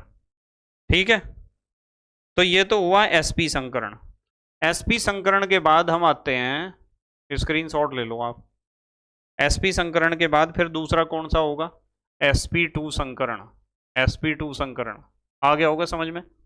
इसमें एक तो s कक्षक है 2p, इसमें एक s व 2p कक्षक भाग लेते हैं। s लक्षण कितना हो जाएगा, 3 है ना कक्षक, 3 में से एक s है, तो s लक्षण 33.3% और p लक्षण 33.3 को 2 बार जोड़ोगे तो 66.66 लिखो या 66.7%। अणु की आकृति होती है बेटे sp2 संकरण में त्रिकोणीय, ऐसी होती है त्रिकोणीय। देखो ये 3 बॉन्ड बना रखे, यहाँ भी एक परमाणु है, यहाँ भी और यहाँ भी केंद्रीय परमाणु। एंगल तो पता है 120 डिग्री का होगा, क्योंकि यहाँ भी एक कक्षक है, यहाँ भी एक कक्षक है, यहाँ भी एक कक्षक है। बड़ा लोब इधर है, छोटा इधर है, बड़ा लोब इधर, छोटा लोब इधर, बड़ा लोब उधर, छोटा इधर। तो ये कक्षक अपने आप को मैक्सिमम डिस्टेंस पे रखने की कोशिश करेंगे ना, और जब मैक्सिमम डिस्टेंस पर रखेंगे तो मैक्सिमम डिस्टेंस तो 120 डिग्री का ही बैठेगा। 12 एकम 12, 12 दून 24, 12 तिया 36, 360 का पूरा व्रत होता है ना। ठीक है, बंद कोण फिर कितना हो गया बेटे, 120 डिग्री। दूसरा नाम भी है इसका त्रिकोणीय संकरण। एग्जाम्पल है BCl3, बी के पास 3 Cl, कोण देखो कितना है, 120 डिग्री है। और दूसरा एग्जाम्पल है C2H4, C2H4 का संरचना ऐसा होता है, देखो 2 कार्बन, 2 हाइड्रोजन इसके ऊपर है, 2 हाइड्रोजन इसके ऊपर, एंगल 120, इसे नाप लो, इसे नाप लो, इसे 120 डिग्री का एंगल है ये सारे के सारे। ये होता है sp2 संकरण। अब आप स्क्रीनशॉट ले लो sp3 संकरण का। अब है बेटे sp3 संकरण, पता चल गया एक s कक्षक और 3 p कक्षक, इसमें एक s कक्षक तथा 3 p कक्षक भाग लेते हैं। s लक्षण आपको पता चल गया होगा, 4 में से एक हिस्सा है 25%, तो p लक्षण 75% हो जाएगा। अणु की आकृति होती है बेटे चतुष्फल की है, यानी ऐसी आकृति। इसमें क्या है, ये वाला बॉन्ड तो ऊपर है और ये 3 बॉन्ड है नीचे, जैसे 3 पैरों, जैसे ट्राईपॉड स्टैंड होता है ना, ट्राईपॉड स्टैंड जैसे हैं ये 3। जैसे मैं समझाने का प्रयास कर रहा आपको कि कैसे हैं ये 3 बॉन्ड, देखो ऐसे 3 बॉन्ड हैं ये, ऐसे हैं ये 3 बॉन्ड, इस तरह के। कोशिश कर रहा, अभी तो पेन ही ढूंढे मैंने 3, अब मैं बॉन्ड बना रहा हूँ। ये 3 बॉन्ड इस तरह हैं बेटे, देखो 3 बॉन्ड नीचे देख रहे, इस वाले बॉन्ड को भी देख लेना ये। चलो इसे यहाँ रख लूँ और इसे रख लूँ यहाँ, इस तरह ये 3 बॉन्ड हैं, देखो दिखाई दे रहा है आपको तीनों बॉन्ड। और इन 3 बॉन्ड के ऊपर एक बॉन्ड ऐसा है ये, तो एक बॉन्ड तो ऊपर है, एक बॉन्ड तो ऊपर है, इस तरह देख रहे स्ट्रक्चर, 3 नीचे हैं। तो यहाँ बच्चे सोचते हैं कि सर चलो 4 बॉन्ड हो गए, इसका नाम नहीं समझ में आ रहा कि इसका नाम चतुष्फलकीय है, ये नाम क्यों आया चतुष्फलकीय। चतुष्फलक का मतलब 4 फलक, कितने फलक, 4 फलक हैं इसके, 4 फेस हैं, 4 तल हैं। किस तरह है 4 तल, देखो जरा ध्यान से देखना। इस पॉइंट को देखो, इसे देख रहे आप, ये पॉइंट जो आपकी तरफ है, ये पॉइंट और ये नीचे, तीनों पॉइंट नीचे है ना तीनों, इनके ऊपर एक इस तरह तल बिठा सकते हैं हम, इस तरह जो इसे और इसे टच करेगा। एक तो ये हो गया। और अब देखो जरा ध्यान से, इस वाले को और इस वाले को देखो, आपकी तरफ कर दिए तीनों, इनके ऊपर भी तो एक त्रिकोणीय समतल बन सकता है। और ये मेरी तरफ है 1 2 3 इनके ऊपर भी, और इधर 1 2 3 इनके ऊपर भी। तो मतलब कहने की बात यह है, एक इधर एक इधर एक इधर, तीन तो यहाँ बन गए और एक नीचे बन गया। हाँ, तो ऐसा होता है। कितने तल हुए, कितने फलक हुए? 4, एक नीचे और 3 किनारों पर। तो ऐसे 4 फलक वाला स्ट्रक्चर बनेगा। देखो मैं कोशिश कर रहा बनाने की। एक तो बॉन्ड ये है और एक बॉन्ड इधर है, एक बॉन्ड इधर है और एक बॉन्ड है इधर। तो एक तो फलक ये है, देखो ध्यान से, एक फलक बन रहा नहीं नीचे, और एक फलक यहाँ बनेगा इस वाले पॉइंट, इस वाले पॉइंट और इस वाले पॉइंट पर, इस तरीके से। अभी यहाँ तो 2D में हम समझ नहीं पाएंगे, आप गूगल पर सर्च कर लेना। कर लोगे गूगल पर सर्च? सम चतुष्फलक, 4 फलक इसके ऊपर होंगे, एक फलक नीचे और 3 फलक किनारों पर। तो इसका जो बॉन्ड एंगल होता है ना, ये वाला बंद कोण होता है इसका sp3 का 109 डिग्री 28 मिनट। ये तो डिग्री का निशान है और ये है मिनट का निशान। इसका दूसरा नाम है बेटे चतुष्फलकीय संकरण। एग्जाम्पल आपका CH4 है। CH4 ऐसा होता है 109 डिग्री 28 मिनट, चाहे इसे नाप लेना, इसे नाप लेना, इसे नाप लेना, किसे भी। कार्बन के पास 6 इलेक्ट्रॉन है, 1s2 2s2 2p2। Ground state ये एक्साइटेड स्टेट ये, ठीक है। मतलब आप जो है ना इस चीज को कह सकते हो कि इसे ग्राउंड स्टेट एक्साइटेड स्टेट कहती थी वैलेंस बॉन्ड थ्योरी। अब हम कहते हैं कि संकरण से पहले तो यह हालत है, ये वाली, और संकरण के बाद संकरित कक्षक मिल गया हमें। एक एस कक्षक है, 3 क्या है? P P P. इसलिए हम कहते हैं कि sp3 संकरण है। कौन सा संकरण है? sp3। एक एस कक्षक, एक पी, 3 पी कक्षक। पर संकरण से पहले इसका नाम एस कक्षक था, इसका पी था, इसका पी था, इसका P X P Y P Z जो भी कहते हो, थे तो तीनों ही पी। संकरण के बाद आप इन्हें ऐसे नहीं कह सकते हो कि ये एस कक्षक है, ये पी है, ये पी है, ये पी, ऐसे नहीं। संकरण के बाद ये भी sp3 है, ये भी sp3 कक्षक, ये भी, ये भी। देखो नीचे लिख रखा है संकरित अवस्था sp3 कक्षक, sp3 sp3 sp3। अब चारों बराबर हो गए हैं, एक जैसे। ले लो स्क्रीनशॉट जरा, ले लिया? चलो अब बताओ अगला संकरण क्या बैठेगा हमारा। हम एक एक कक्षक को बढ़ाते जा रहे। अगला है sp3d संकरण। इसमें एक s कक्षक, 3 p व एक d कक्षक भाग लेते हैं। इसमें s लक्षण बैठेगा 20%, यानी 3 और 1 4 और 1 5। 5 में से 100 के यदि 5 टुकड़े करो तो एक टुकड़ा s है। s करेक्टर 20% है। p जो p लक्षण है वो 60% है, क्योंकि 20 दिया 60 3 है ना p, और d अकेला है तो 20% d लक्षण। आकृति होती है बेटे sp3d संकरण की त्रिकोणीय द्विपिरामिड। ऐसी होती है त्रिकोणीय द्विपिरामिड। ये तो बन रहा त्रिकोण, देखो ये 2 बॉन्ड ऊपर नीचे वाले, ये बॉन्ड तो है बोर्ड से बाहर आता हुआ ये वाला, और ये बॉन्ड नीचे वाला है बोर्ड के अंदर जाता हुआ, और ये 3 बॉन्ड, ये वाला, ये वाला और ये वाला, ये 3 बोर्ड के प्लेन में है तीनों बॉन्ड। तो त्रिकोण तो ये बन रहा, बन गया त्रिकोण। और एक पिरामिड ऊपर बन रहा, देखो इसे मिलाओ, इसे मिलाओ और इसे मिलाओ, एक पिरामिड बन गया ऊपर। इसी तरीके से एक नीचे बनेगा, ठीक है। यदि ऐसे ऐसे और ऐसे मिला दोगे तो एक पिरामिड बन जाएगा नीचे। तो इसे कहते हैं त्रिकोणीय द्विपिरामिड, ठीक है। अच्छा देखो जरा ध्यान से, इसमें ये जो 3 कोण बन रहे हैं ना, ये इस तरह के, ये तो 120 डिग्री के होंगे सारे। ये एंगल कितने होंगे? 120 डिग्री के। और जो ऊपर नीचे बन रहा तो ऊपर वाला 90 डिग्री का तीनों के साथ। ये जो ऊपर वाला बॉन्ड है ना वो ऐसा है, बोर्ड से बाहर आता हुआ ऐसे। पर वो तो दिखाना पड़ रहा आपको ऐसे बना के। बोर्ड के बाहर तो मैं लाइन नहीं खींच सकता ना, कि मैं यहाँ से लाइन खींचनी शुरू करूँ और आप तक ले जाऊँ ऐसे। ऐसा तो काम कर ही नहीं सकता मैं, हवा में तो लिख ही नहीं सकता, ठीक है। तो इसलिए कोण जो है 2 तरह के बने, एक तो 120 डिग्री का और एक तो 90 डिग्री का। और ये दोनों जो है ना, ये ये 180 डिग्री का कोण बना रहे हैं आपस में। तो 3 तरह के कोण बने यहाँ, ठीक है। तो बंद कोण 120 डिग्री, 90 डिग्री और 180 डिग्री। एग्जाम्पल PCl5 है, देख लो, त्रिकोणीय द्विपिरामिड है। फास्फोरस के पास 15 इलेक्ट्रॉन होते हैं, 1s2 2s2 2p6 3s2 3p3 3d0। अब देख लो, s में एक कक्षक 2 इलेक्ट्रॉन, p में 3 कक्षक 3 इलेक्ट्रॉन, d में 5 कक्षक कोई इलेक्ट्रॉन नहीं। तो संकरण की क्रिया में हिस्सा लेंगे यहां से लेकर यहां तक।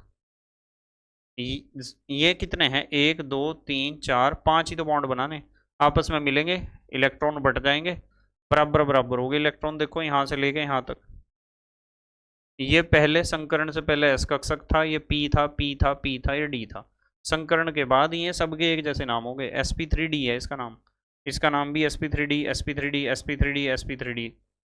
ठीक है, तो इसलिए कहते हैं कि एक एस का 3 पी के और एक डी का sp3d संकरण है। स्क्रीनशॉट लो, इसका लो स्क्रीनशॉट। अब है sp3d2 संकरण, एक s 3 p 2 d, इसमें एक s 3 p 2 d कक्षक भाग लेते हैं। s लक्षण आप 100 के हिसाब से निकाल लोगे तो 16.67%, p लक्षण 50% और d लक्षण 33.33% होगा। आकृति होगी अष्टफलकीय या वर्गाकार द्विपिरामिड भी आप कह सकते हो। बंद कोण होगा 90 डिग्री का, देखो ये वर्ग है, देख रहे वर्ग, और दो पिरामिड हैं, एक ऊपर बनेगा पिरामिड, एक नीचे। ऊपर वाला बना के दिखा रहा मैं आपको, देखो ये देखो ऊपर वाला पिरामिड देख रहे हैं आप, बन गया पिरामिड। ये बॉन्ड जो है ना, ये वाला बॉन्ड, ये बॉन्ड बोर्ड से बाहर आ रहा, ध्यान रखना। तो यदि बोर्ड से बाहर आया तो इस तरह ही तो होगा ये। तो एक तो यहाँ से उठाओ, एक यहाँ से उठाओ, एक यहाँ से उठाओ और एक यहाँ से उठाओ, पिरामिड नहीं बन जाएगा बाहर को निकलता हुआ। वर्गाकार एक पिरामिड तो बोर्ड से बाहर आएगा, और ये वाला बॉन्ड जो है ना, ये वाला, ये बोर्ड के अंदर जा रहा, ये पिरामिड जाएगा बोर्ड के अंदर की तरफ को। तो बॉन्ड एंगल तो 90 डिग्री के ही होंगे सारे, इनका आपस में भी बॉन्ड 90 है, कोई से का नाप लो, और इनका हर एक के साथ 90 का एंगल है, हर एक के साथ। क्योंकि ये जो बॉन्ड है ऊपर जो दिखाई दे रहा है आपको, ये तो बोर्ड से बाहर आ रहा ना इस तरह, तो इसका और इसका बॉन्ड एंगल देखो कितना है, मेरे पेन का और इसका 90 ही तो है, कितना है, 90 ही तो होगा। ठीक है बेटे, तो ये संकरण के प्रकार हैं। SF6 इसका एग्जाम्पल था, एक बार स्क्रीनशॉट ले लो आप। इस चीज़ को थोड़ा सा डिटेल में और पढ़ लेते हैं हम जल्दी जल्दी, जिससे प्रैक्टिस हो जाए। बहुत बढ़िया टेबल है, विभिन्न प्रकार के संकरण की तुलना। ले लिया स्क्रीनशॉट, देखो एक बार इसका स्क्रीनशॉट लो, ले लिया। यहाँ तो लिखा है बेटे संकरण, यहाँ लिखा है कौन कौन से कक्षक हिस्सा लेंगे, यहाँ लिखा है उस संकरण की आकृति कैसी होगी, और यहाँ लिखा है बंध कोण कैसा होगा, और उदाहरण कौन कौन से हैं। ये बहुत बढ़िया सारणी है, बहुत ही बढ़िया। sp संकरण में एक s और एक p कक्षक हिस्सा लेते हैं। sp संकरण की आकृति ऐसी होती है जिसे कहते हैं रेखीय या रैखिक। बंध कोण होता है 180 डिग्री का। एग्जाम्पल है BeH2, BeCl2 और C2H2, सब में sp संकरण मिलेगा। दूसरा होता है sp2 संकरण। sp2 संकरण में एक s कक्षक, दो p कक्षक हिस्सा लेते हैं। आकृति ऐसी होती है, देखो जब 3 कक्षक हिस्सा ले रहे, 3 ही तो बॉन्ड बनेंगे, त्रिकोणीय समतलीय कहते हैं इसे। 120 डिग्री का कोण होता है। Example BCl3, BF3, AlCl3, C2H4, NO3 negative, इन सब में sp2 संकरण देखने को मिलेगा। फिर sp3 संकरण, एक s और 3 p, 4 कक्षक हैं, 4 बॉन्ड बनेंगे इस तरीके से। ऐसी संरचना जिसमें बॉन्ड एंगल होता है 109 डिग्री 28 मिनट का, चतुष्फलकीय होती है। 109 डिग्री 28 मिनट का बॉन्ड एंगल होता है। सबसे बढ़िया एग्जांपल है CH4, फिर CCl4, SiCl4, NH4 positive, SnCl4, किसी का भी स्ट्रक्चर बना लेना, ऐसा बनेगा। फिर है sp3d संकरण या DsP3 संकरण। इन दोनों में एक s कक्षक, 3 p और एक d कक्षक हिस्सा लेते हैं। आकृति होती है त्रिकोणीय द्विपिरामिड, ऐसी त्रिकोणीय द्विपिरामिड। देखो त्रिकोण बन रहा, ये वाला बॉन्ड बोर्ड के बाहर आ रहा, ये वाला बॉन्ड बोर्ड के अंदर जा रहा। एंगल 90 और 120 के मिलेंगे, 180 का भी मिलेगा इसमें बोर्ड के बाहर वाले में और बोर्ड के अंदर वाले में, इनमें तो 180 का होगा। आप चाहो तो यहाँ लिख सकते हो 180 डिग्री का एंगल भी होगा। Example PCl5, PF5। फिर होता है sp3d2 संकरण या D2sp3 संकरण। इसमें एक s कक्षक, 3 p कक्षक, 2 d कक्षक हिस्सा लेते हैं, और ऐसा होता है, देखो अष्टफलकीय या वर्गाकार द्विपिरामिड भी कह सकते हैं। ये वर्ग बन रहा ना, देखो ये वाला बॉन्ड बोर्ड के बाहर आ रहा है, ये वाला बोर्ड के अंदर घुस रहा। एंगल 90 डिग्री के मिलेंगे। SF6 इसका एग्जाम्पल है, सल्फर हेक्साफ्लोराइड। sp3d3 संकरण, एक s, 3 p, 3 d। आकृति ऐसी होगी, देखो वर्गाकार पिरामिड था, ये पंचभुजाकार द्विपिरामिड है। ये 5 बॉन्ड हैं प्लेन में, ठीक है, 5 बॉन्ड प्लेन में, 1 2 3 4 5, और एक ये वाला बॉन्ड बोर्ड के बाहर आ रहा और ये वाला बॉन्ड बोर्ड के अंदर धंस रहा। तो एक तो पंचभुजाकार पिरामिड बोर्ड के बाहर है, एक बोर्ड के अंदर है। एंगल 72 डिग्री और 90 डिग्री का एग्जाम्पल है आयोडीन हेप्टाफ्लोराइड IF7। स्क्रीनशॉट ले लो जो नहीं लिया हो तो। ले लिया बेटे? चलो आगे चलते हैं। ये जो अब हम टॉपिक डिस्कस करने जा रहे हैं बहुत इंपॉर्टेंट टॉपिक है, स्क्रीनशॉट लो। इसके ऊपर क्वेश्चन एग्जाम में बहुत पूछा जाता है, कंपटीशन में तो बहुत ही ज्यादा। स्क्रीनशॉट लेंगे, स्क्रीनशॉट लो बेटे। ले लिया स्क्रीनशॉट? ठीक है। देखो एक बात बताता हूं आपको, ये जो हमारा हेडिंग है संकरण ज्ञात करना, इसमें क्या होता है, संकरण ज्ञात करने में हमें एक चीज समझनी होती है कि मान लो आपके पास कोई भी अणु या यौगिक है, कोई भी आपके पास या तो कोई अणु है या तो कोई यौगिक है। तो उस अणु या यौगिक में आपको कोई एक परमाणु देखना होता है जिसे कहते हैं केंद्रीय परमाणु, और आपको बताना होता है कि उस केंद्रीय परमाणु का संकरण कौन सा है, यह बताना होता है। तो किसी अणु या किसी यौगिक में केंद्रीय परमाणु का संकरण का सवाल पेपर में आता है। जैसे मान लो CH4 है मीथेन, तो हमारे से पूछा गया कि आप बताओ कि मीथेन में कार्बन का संकरण क्या होगा, मीथेन में कार्बन का संकरण क्या होगा। तो आपका जो केंद्रीय परमाणु होता है ना, जो उस केंद्रीय परमाणु का यूं देख लो कि उसने कितने सिग्मा बॉन्ड बनाए। ध्यान से समझना सारी बात को, अभी बोर्ड पे यही चीजें समझाऊंगा जो मौखिक रूप से मैं आपको समझा रहा इस समय। ये ले ध्यान से मेरी तरफ देखो, मेरी भावनाओं को समझो, मेरे चेहरे के एक्सप्रेशंस को समझो, ठीक है। आपको केंद्रीय परमाणु को पकड़ना, जिसका संकरण आपको बताना है उसे पकड़ लो। हाँ जी पकड़ लेंगे हम केंद्रीय परमाणु को, जैसा आप कह रहे हो वैसा ही कर लेंगे, ठीक है। अब तो आत्मसमर्पण कर दिया। केंद्रीय परमाणु को पकड़ो और देखो उसने कितने सिग्मा बॉन्ड बनाए, गिन लो। गिन लोगे? क्योंकि आपको पता है सिग्मा बॉन्ड जितने भी बनाए होंगे ना, वे सारे संकरित कक्षकों के द्वारा बने होंगे। क्योंकि आपको इस बात को मैंने भली भांति सिखा दिया कि संकरित कक्षकों से सिग्मा बॉन्ड ही बनते हैं। तो सिग्मा बॉन्ड यदि आपने गिन लिए तो संकरित कक्षक गिन लिया आपने, ठीक है। और एक चीज ध्यान ये रखनी है कि सिंगल बॉन्ड हमेशा सिग्मा होता है, और डबल बॉन्ड में क्या होता है, एक सिग्मा एक पाई, और ट्रिपल बॉन्ड में क्या होता है, एक सिग्मा और दो पाई। तो आप सिग्मा बॉन्ड गिन लो, सारे गिन लिए सिग्मा बॉन्ड, तो आपको संकरित कक्षक पता चल गए। अब सिग्मा बॉन्ड के अलावा एक चीज और गिननी है आपको, दूसरी चीज देखनी है कि उस केंद्रीय परमाणु के ऊपर क्या कोई इलेक्ट्रॉन युग्म पड़ा है खाली, जिसे कहते हो आप एकाकी इलेक्ट्रॉन युग्म, या फिर आप कहते हो लॉन पेयर ऑफ इलेक्ट्रॉन। तो उसके ऊपर लॉन पेयर ऑफ इलेक्ट्रॉन यानी एकाकी इलेक्ट्रॉन युग्म यानी खाली पड़े हुए इलेक्ट्रॉन के जोड़े भी गिन लो। तो पहले तो आपको सिग्मा बॉन्ड गिनने, फिर आपको गिनने हैं खाली पड़े हुए इलेक्ट्रॉन के जोड़े, that is lone pair of electron, और इनका मार दो टोटल कि उसके पास भाई सिग्मा बॉन्ड तो इतने हैं और लॉन पेयर ऑफ इलेक्ट्रॉन्स इतने हैं केंद्रीय परमाणु के पास, वो संख्या का टोटल मार दो। जितनी भी संख्या है उतने ही कक्षक हैं आपके पास जो संकरण की क्रिया में हिस्सा ले रहे हैं। मान लो 2 आई संख्या, किसकी, सिग्मा बॉन्ड और लॉन पेयर का टोटल 2 आया, तो इसका मतलब 2 ही कक्षक संकरण की क्रिया में हिस्सा ले रहे हैं। 2 कक्षक हिस्सा ले रहे तो उनमें से एक एस कक्षक होगा एक पी कक्षक होगा, तो संकरण होगा sp।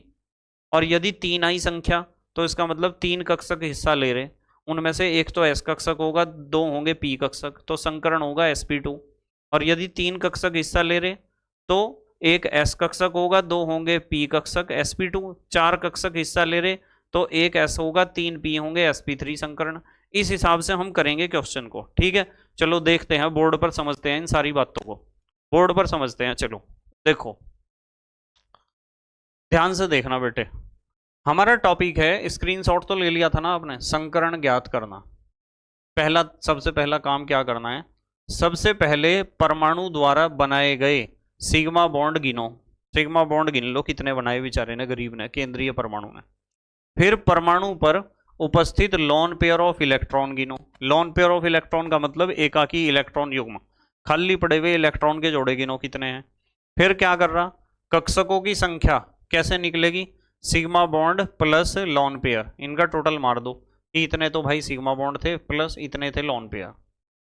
फिर संकरण बताओ, कैसे बताओ संकरण, जैसे मैंने आपको बताया था। स्क्रीनशॉट ले लिया क्या आपने? ठीक है, अब देखो जरा।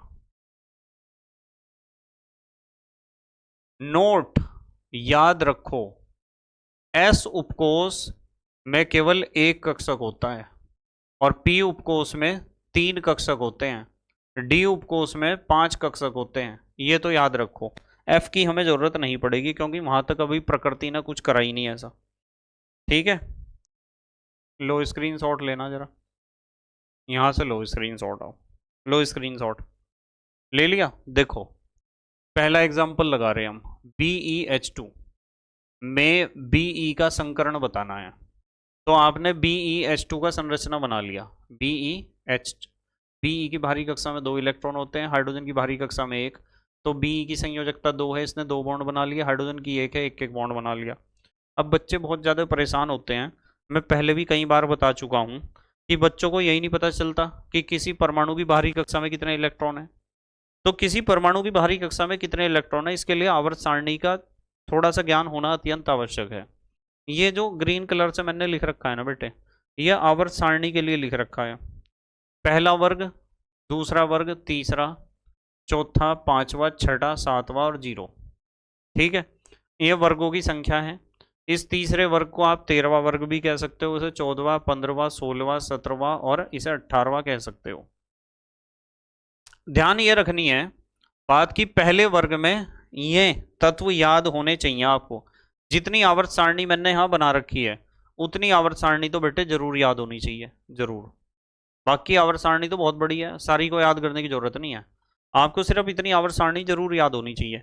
पहले वर्ग में HLiNaKRbCs, दूसरे वर्ग में BeMgCaSrBa, तीसरे वर्ग में बोरोन एल्यूमिनियम, चौथे वर्ग में कार्बन सिलिकॉन, पांचवें वर्ग में नाइट्रोजन फास्फोरस, छठे वर्ग में ऑक्सीजन सल्फर पता होना चाहिए, सातवें वर्ग में फ्लोरीन क्लोरीन ब्रोमीन आयोडीन पता होना चाहिए, शून्य में HE, NeAr, Kr, XeRn, इनका पता होना चाहिए जरूर। मतलब इससे पता क्या फायदा होता है? इससे फायदा ये होता है कि यदि आपको पता है पहले वर्ग में जितने भी तत्व हैं उन सबकी बाहरी कक्षा में 1 1 इलेक्ट्रॉन है।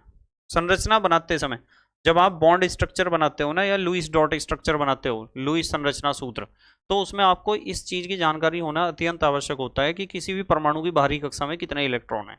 इसकी जानकारी होनी तो बहुत जरूरी है। तो इन सब की बाहरी कक्षा में 1 1 इलेक्ट्रॉन होगा। BeMgCaSrBa, इन सब की बाहरी कक्षा में 2 2 इलेक्ट्रॉन होते हैं क्योंकि ये सारे के सारे दूसरे वर्ग के तत्व हैं। इनकी बाहरी कक्षा में 3 3 इलेक्ट्रॉन होंगे, इनकी बाहरी कक्षा में 4 4, इनकी बाहरी कक्षा में 5 5, इनकी बाहरी कक्षा में 6 6 इलेक्ट्रॉन होंगे, इनकी बाहरी कक्षा में 7 7 इलेक्ट्रॉन होंगे, इनकी बाहरी कक्षा में 8 8 इलेक्ट्रॉन होंगे। शून्य वर्ग के जो तत्व हैं जिन्हें आप अक्रिय गैस कहते हो, उनकी बाहरी कक्षा में कितने इलेक्ट्रॉन होते हैं? 8। ठीक है, देखो हम बात कर रहे थे इसकी BeH2 की। ये आवर्त सारणी सबको आनी चाहिए, स्क्रीनशॉट ले लो एक बार इसका जरूर। ले लिया ना? हम बात कर रहे थे BeH2 की, हमें पता चल गया, हमने Be को देखा, दूसरे वर्ग का है तो बाहरी कक्षा में 2 इलेक्ट्रॉन है, और हाइड्रोजन पहले वर्ग का है तो बाहरी कक्षा में 1 है, इसलिए हाइड्रोजन को तो 1 1 बॉन्ड बनाना, Be को बनाने 2 बॉन्ड। ऐसा स्ट्रक्चर हमने बना लिया। अब हम गिन रहे सिग्मा बॉन्ड। ये केंद्रीय परमाणु है, single bond sigma, single bond sigma. Sigma bond कितने हुए? 2। लोन पेयर, क्या इसके पास लोन पेयर ऑफ इलेक्ट्रॉन है? आप कहोगे जी Be है दूसरे वर्ग का, इसका मतलब इसकी बाहरी कक्षा में 2 इलेक्ट्रॉन हैं। बाहरी कक्षा में 2 इलेक्ट्रॉन है, दोनों इलेक्ट्रॉन ने बॉन्ड बना लिए अपने। जब बॉन्ड बना लिए दोनों ने, तो कोई भी इलेक्ट्रॉन फालतू नहीं पड़ा हुआ इसके ऊपर, और फालतू इलेक्ट्रॉन नहीं है तो लोन पेयर हम 0 बताएंगे, 0 है। तो इन दोनों का टोटल मार लो, यहाँ 2 + 0 = 2। कुल कक्षक 2 हैं। कौन से कक्षक? जो कक्षक संकरण की क्रिया में हिस्सा लिया है, जिन्होंने। संकरित कक्षक 2 हैं। तो 2 कक्षक हैं, तो उनमें एक तो S कक्षक होगा, एक होगा P। तो संकरण क्या हो गया? sp हो गया। लो निकल गया संकरण। और जब संकरण आपने निकाल दिया sp, तो आपको पता है सारणी भी पढ़ ली, और उससे पहले डिस्क्रिप्शन में भी बहुत ज्यादा आपने पढ़ लिया। आकृति sp संकरण की रैखिक होती है। बताओ रैखिक नहीं है क्या आकृति? रैखिक नहीं है। एक परमाणु यहाँ है, एक यहाँ है और एक यहाँ है। देखो एंगल 180 का नहीं होगा बॉन्ड एंगल, तो बॉन्ड एंगल 180 डिग्री होगा। बताओ समझ में आई क्या बात? तो आपको यही तो करना, आप सिग्मा बॉन्ड गिन लो, लॉन पेयर गिन लो, टोटल मार लो, कक्षक निकल जाएंगे, संकरण बता दो, संकरण बता दिया तो आकृति बता दो, आकृति बता दिया तो बॉन्ड एंगल बता दो। ठीक है, ऐसे सवाल आते हैं पेपर में, ध्यान रखना। जैसे मान लो ये है, स्क्रीनशॉट लेना जरा। ये क्वेश्चन है, दूसरा एग्जांपल है, C2H2 में कार्बन का संकरण बताना। तो C2H2 का संरचना बना लिया, ऐसा होता है C2H2 का, कार्बन ट्रिपल बॉन्ड कार्बन, इधर भी एक हाइड्रोजन इधर भी। एक कार्बन को पकड़ लो, या तो इसे पकड़ लो या तो इसे। देखो सिग्मा बॉन्ड कितने बनाए, इसमें एक सिग्मा होगा ना, 2 पाई होंगे, सिंगल बॉन्ड में एक सिग्मा, ट्रिपल बॉन्ड में एक सिग्मा, 2 पाई। तो एक कार्बन ने 2 बनाए sigma bond. Lone pair carbon के पास 0 है, क्योंकि कार्बन की बाहरी कक्षा में 4 इलेक्ट्रॉन होते हैं, 4 ही इसने बॉन्ड बना रखे, 3 इधर 1 इधर, तो कोई भी इलेक्ट्रॉन का जोड़ा फालतू नहीं पड़ा हुआ, इसलिए हमने लिखा लोन पेयर 0 है। इसलिए कक्षक कितने हो गए टोटल जो संकरण की क्रिया में हिस्सा ले रहे, 2 + 0, 2 + 0 = 2। जब 2 कक्षक हिस्सा ले रहे तो संकरण एक एस कक्षक होगा, एक पी होगा, उन दोनों में एसपी संकरण है। और एसपी संकरण की आकृति कैसी होती है, रैखिक। और बॉन्ड एंगल कितना होता है, 180 डिग्री। देखो रेखीय आकृति नहीं है इस पूरे की, बॉन्ड एंगल ये भी 180 होगा, ये भी 180 होगा। ठीक है बेटे। देखो तीसरा एग्जाम्पल, देखो तीसरा एग्जाम्पल, तीसरा एग्जाम्पल है हमारे पास, एक मिनट एक मिनट एक मिनट, अब आ जाओ। तीसरा एग्जाम्पल है AlCl3, एल्यूमिनियम ट्राइक्लोराइड। इसमें एल्यूमिनियम का संकरण बताना है। ठीक है, ये स्ट्रक्चर देखो, एल्यूमिनियम, इधर Cl, इधर Cl, इधर 3 बॉन्ड बना रखे एल्यूमिनियम ने, और तीनों सिंगल हैं। तो ये भी सिग्मा होगा, ये भी सिग्मा होगा, ये भी सिग्मा। तो यहाँ सिग्मा बॉन्ड कितने हो गए, 3। लोन पेयर 0 है, क्योंकि एल्यूमिनियम की भारी कक्षा में 3 इलेक्ट्रॉन होते हैं, 3 ही इसने बॉन्ड बना लिए। तो टोटल मारोगे कक्षक कितने हो गए, 3 + 0 = 3। तो 3 कक्षक संकरण की क्रिया में हिस्सा ले रहे, तो संकरण एक एस का होगा, 2 पी के होंगे कक्षक, sp2 संकरण है। sp2 संकरण की आकृति कैसी होती है, त्रिकोणीय समतलीय। बॉन्ड एंगल कितना होता है sp2 संकरण का, 120 डिग्री। ठीक है, देखो एग्जाम्पल नंबर 4, C2H4 में कार्बन का संकरण बताना है। तो C2H4 का संरचना ऐसा ही तो होता है, carbon double bond carbon, 2 hydrogen इधर जुड़े हुए, 2 हाइड्रोजन इधर जुड़े हुए। ठीक है बेटे, ऐसा ही तो होता है। अब आप एक कार्बन को पकड़ लो, single bond sigma, single bond sigma, double bond में एक सिग्मा। तो कितने सिग्मा बनाए इसने, 3। तो यहाँ लिख दिए सिग्मा बॉन्ड तो बनाए 3, लोन पेयर इस पे है नहीं। टोटल कक्षक हो गए 3, टोटल कक्षक 3 है, तो इसका मतलब संकरण है sp2, एक s का होगा कक्षक, 2 p के। sp2 संकरण की आकृति होती है त्रिकोणीय समतलीय। देखो इधर भी त्रिकोण बन रहा, दिस दिस एंड दिस, देख रहे। और बॉन्ड एंगल कितना होगा, 120 डिग्री का होता है। ठीक है ना, चलो स्क्रीनशॉट लो, लो स्क्रीनशॉट। एग्जाम्पल नंबर 5, CH4 में कार्बन का संकरण बताना है। ये CH4 का संरचना बना दिया, ये भी सिग्मा है, ये भी सिग्मा है, ये भी सिग्मा है, और ये भी सिग्मा है। तो sigma bond 4, lone pair 0, total कक्षक 4 + 0 = 4। 4 कक्षक जब संकरण की क्रिया में हिस्सा लेंगे, एक एस का होगा, 3 पी के, sp3 संकरण। आकृति होगी चतुष्फलकीय, sp3 की चतुष्फलकीय ही होती है। और बॉन्ड एंगल होगा 109 degree 28 minute. Example number 6, CCl4 में कार्बन का संकरण। ये CCl4 का स्ट्रक्चर है, चारों सिंगल बॉन्ड हैं, तो चारों सिंगल बॉन्ड होंगे sigma, sigma bond 4, lone pair 0, total कक्षक 4 + 0 = 4। 4 कक्षक जब संकरण में हिस्सा ले रहे तो sp3 संकरण होगा। और बॉन्ड एंगल आकृति कैसी होगी, चतुष्फलकीय, और बॉन्ड एंगल चतुष्फलकीय का होगा 109 डिग्री 28 मिनट। अब आ जाओ अगले एग्जाम्पल पर, देखो स्क्रीनशॉट लो पहले सब बच्चे, ले लिया बेटे स्क्रीनशॉट। देखो एग्जाम्पल नंबर 7 इंपॉर्टेंट है, लिखा हुआ देखो इसके ऊपर, H2O में ऑक्सीजन का संकरण। H2O का स्ट्रक्चर देखो ऐसा ही तो होता है, ये ऑक्सीजन, इधर हाइड्रोजन, इधर हाइड्रोजन, और 2 लोन पेयर पड़े हुए। ये लोन पेयर ही गड़बड़ी मचाएंगे, गड़बड़ी मचाएंगे लोन पेयर, क्योंकि लोन पेयर ऑफ इलेक्ट्रॉन जो है ना, ये इस बॉन्ड में भी 2 इलेक्ट्रॉन है, आपको पता है, इस बॉन्ड में भी 2 इलेक्ट्रॉन है। तो लोन पेयर बॉन्ड पेयर को धक्का मार रहे होंगे ना, लोन पेयर बॉन्ड पेयर को धक्का मार रहे, और ये दोनों लोन पेयर आपस में भी धक्का दे रहे एक दूसरे को। Same charge repel each other, सबको पता है। बच्चे सोचते हैं जी आपस में भी तो धक्का मार रहे होंगे दोनों इलेक्ट्रॉन, ये वाला और ये वाला। जब दो इलेक्ट्रॉन एक कक्षक में उपस्थित होते हैं ना, तो रिपल्सन उनके बीच में ज़्यादा नहीं लगता, क्योंकि आपको पता है कि जब एक कक्षक में जब हम दो इलेक्ट्रॉनों को भरते हैं तो एक का मुंह ऊपर की तरफ, एक का नीचे की तरफ इसलिए करते हैं क्योंकि एक का रोटेशन क्लॉकवाइज और दूसरे का एंटी क्लॉकवाइज होता है। जो क्लॉकवाइज रोटेट कर रहा होगा और जो एंटी क्लॉकवाइज रोटेट कर रहा होगा, उन दोनों के मैग्नेटिक इफेक्ट जो होते हैं ना, चुंबकीय गुण, उनकी दिशा विपरीत होती है। यानी दोनों मैग्नेटिक फील्ड डेवलप कर रहे होंगे और दोनों अपोजिट डायरेक्शन में मैग्नेटिक फील्ड इसलिए डेवलप करते हैं क्योंकि उनका रोटेशन अपोजिट होता है, एक क्लॉकवाइज एक एंटी क्लॉकवाइज। और जब अपोजिट डायरेक्शन में मैग्नेटिक फील्ड डेवलप करेंगे तो इसलिए उनके बीच में रिपल्सन नहीं लगता। यदि दोनों एक ही डायरेक्शन में रोटेट करेंगे ना, तो मैग्नेटिक फील्ड सेम डायरेक्शन में प्रोड्यूस करेंगे, जिसकी वजह से दोनों सेम टाइप के मैग्नेट की तरह बिहेव करेंगे और फिर रिपेल करेंगे एक दूसरे को। पर एक कक्षक में दो इलेक्ट्रॉन हमेशा अपोजिट डायरेक्शन में स्पिन या रोटेट करते हैं, जिसकी वजह से अपोजिट डायरेक्शन में मैग्नेटिक फील्ड डेवलप करते हैं, इसलिए वे रिपेल नहीं करते एक दूसरे को। ठीक है, तो H2O में ऑक्सीजन का संकरण देखो। ऑक्सीजन को देखो, एक तो सिग्मा बॉन्ड ये बना है, दो तो सिग्मा बॉन्ड है। सिग्मा बॉन्ड कितने हो गए? दो। लोन पेयर एक तो ये पड़ा हुआ, एक तो ये पड़ा हुआ, लोन पेयर दो। टोटल मारो, कक्षक हो गए चार, 2 + 2 = 4। पहला केस है लोन पेयर जिसमें मिले हमें। चार कक्षक हैं संकरण में हिस्सा ले रहे, तो संकरण sp3 तो होगा, एक s कक्षक 3 p कक्षक। तो आकृति sp3 संकरण की समचतुष्फलकीय होती है, चतुष्फलकीय। sp3 संकरण में मैंने आपको सिखाया था, 2 बार सिखा दिया sp3 संकरण, एक तो सारणी में सिखाया, एक उससे पहले। sp3 संकरण की आकृति सामान्य रूप से चतुष्फलकीय होती है, पर यहां तो हमने लिख रखी आकृति V रूपी। देखो V तो बन रहा है, जब आप H2O को देखोगे तो ये V नहीं बन रहा, देखना। तो आकृति हमने यहां V रूपी लिखी, देखो चतुष्फलकीय नहीं लिखी। V रूपी क्यों हुई? लोन पेयर की वजह से। लोन पेयर ने नीचे धक्का दे दिया दोनों बॉन्ड्स को, नीचे को घूम जाओ, V बन जाओ।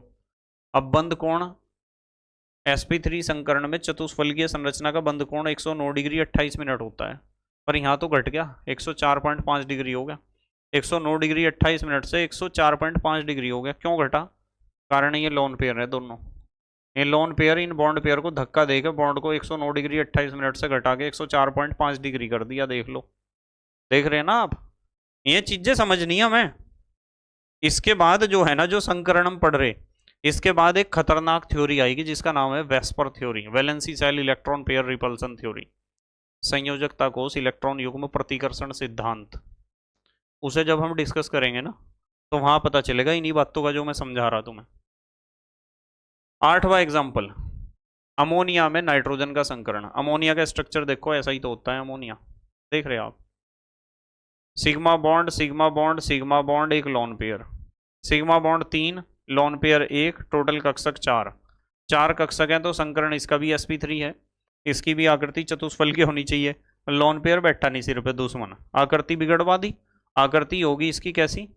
त्रिकोणीय पिरामिड जैसी होगी। देखो 3 पैरों वाला पिरामिड रखा धरती पे।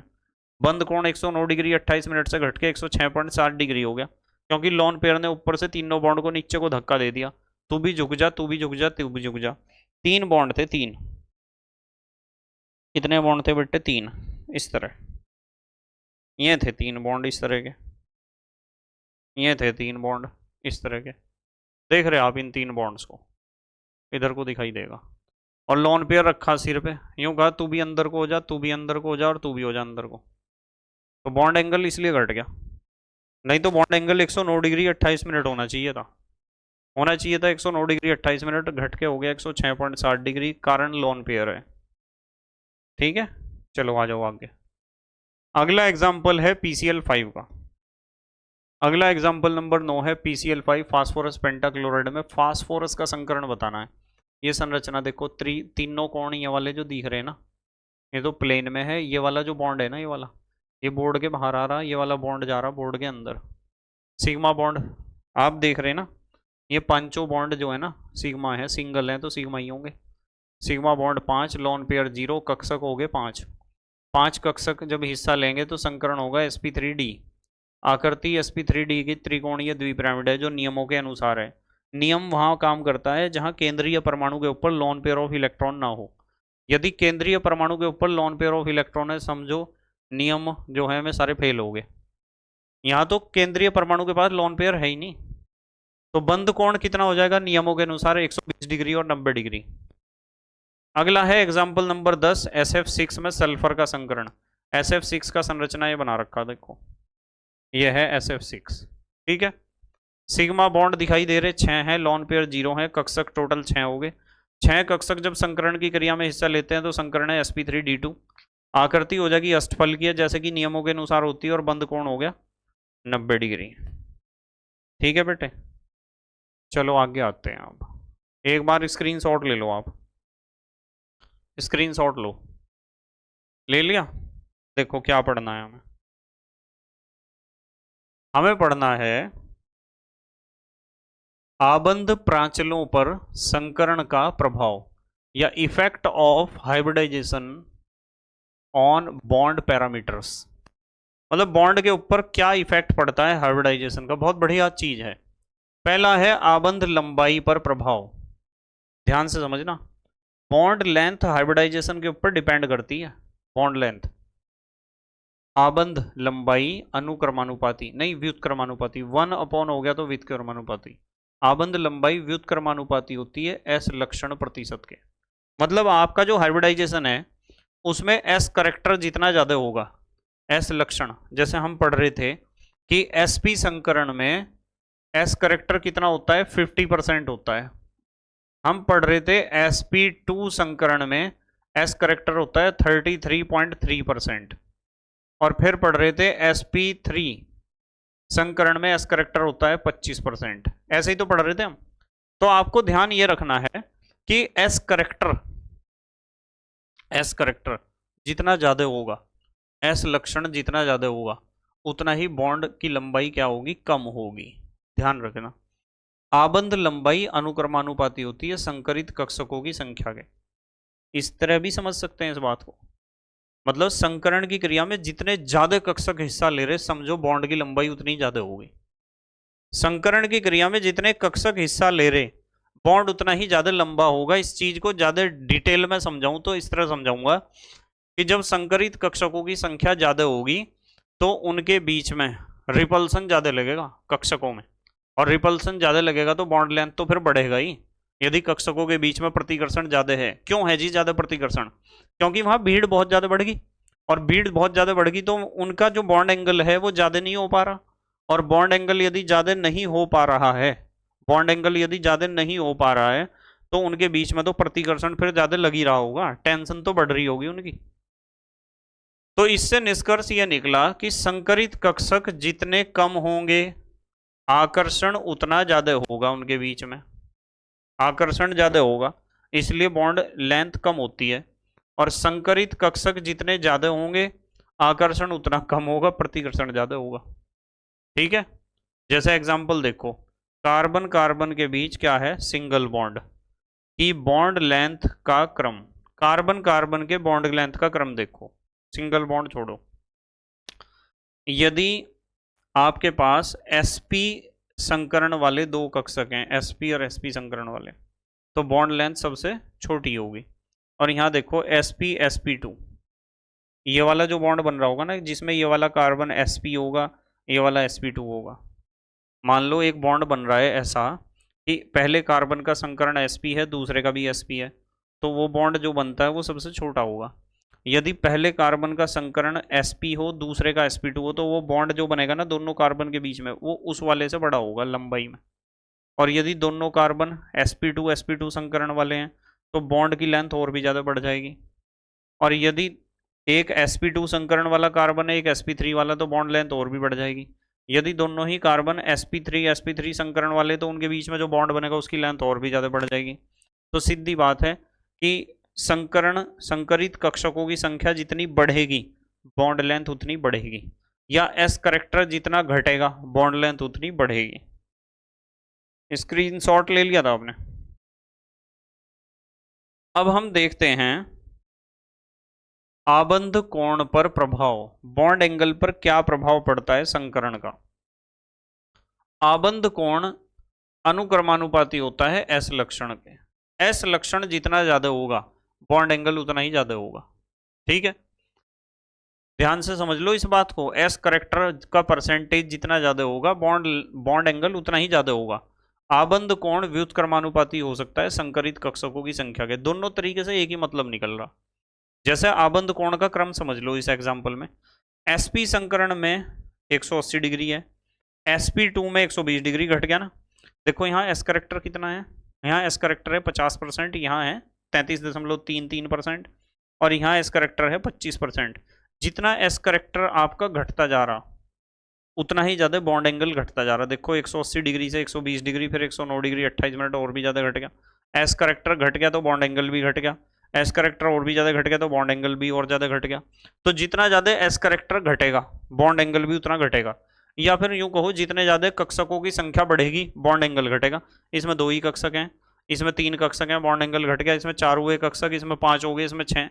कक्षकों की संख्या, संकरित कक्षकों की संख्या जितनी ज्यादा बढ़ती जाएगी बॉन्ड एंगल भी उतना ही ज्यादा क्या होता जाएगा, घटता जाएगा, घटता। स्क्रीनशॉट तो ले लिया था ना। अगला प्रभाव है बेटे आबंध ऊर्जा पर प्रभाव। संकरण से बॉन्ड एनर्जी पर भी इफेक्ट पड़ता है। जो आबंध ऊर्जा होती है बेटे वो अनुक्रमानुपाती होती है एस लक्षण के। एस लक्षण जितना ज्यादा होगा बॉन्ड एनर्जी उतनी ज्यादा होगी, बॉन्ड की बॉन्ड उतना मजबूत होगा।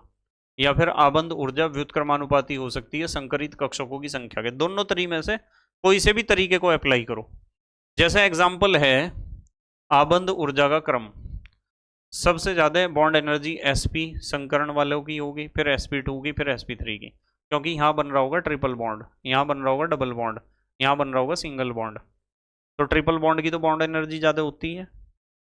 इसे तो आप C2H2 के केस में देख लो, C2H2 ट्रिपल बॉन्ड मिलेगा, sp संकरण मिलेगा, देख लेना चाहिए, अभी कराया था। और ये मिलेगा आपको C2H4 के केस में sp2 संकरण, कार्बन कार्बन के बीच डबल बॉन्ड। और ये मिलेगा आपको C2H6 के केस में। समझ रहे आप? स्क्रीनशॉट ले लिया? आ जाओ। अब ये जो अगला टॉपिक है ना, ये आया अगला टॉपिक, संयोजकता कोष इलेक्ट्रॉन युग्म प्रतिकर्षण सिद्धांत, valency shell electron pair repulsion theory. इस थ्योरी को तो मैं अगले लेक्चर में समझाऊंगा आपको। अभी तो सिर्फ आप जो है ना यहां तक कर लो। ये स्क्रीनशॉट तो ले लिया था, ये वाला ले लिया था ना। ठीक है बेटे, तो हमने संकरण को बिल्कुल हर एक चीज पढ़ ली, संकरण की हर एक चीज, सारी चीजें डिस्कस कर ली संकरण की। ठीक है, बाकी अगले लेक्चर में इसे पढ़ लेंगे, valency shell electron pair repulsion theory को। ठीक है, उम्मीद है आज समझ में आया होगा आपको जो जो चीज़ पढ़ाई है। बस मेहनत और ईमानदारी से पढ़ाई करते रहो और अपने हैंड रिटन नोट्स बनाते रहो। तो thank you very much for watching this video. Okay, bye.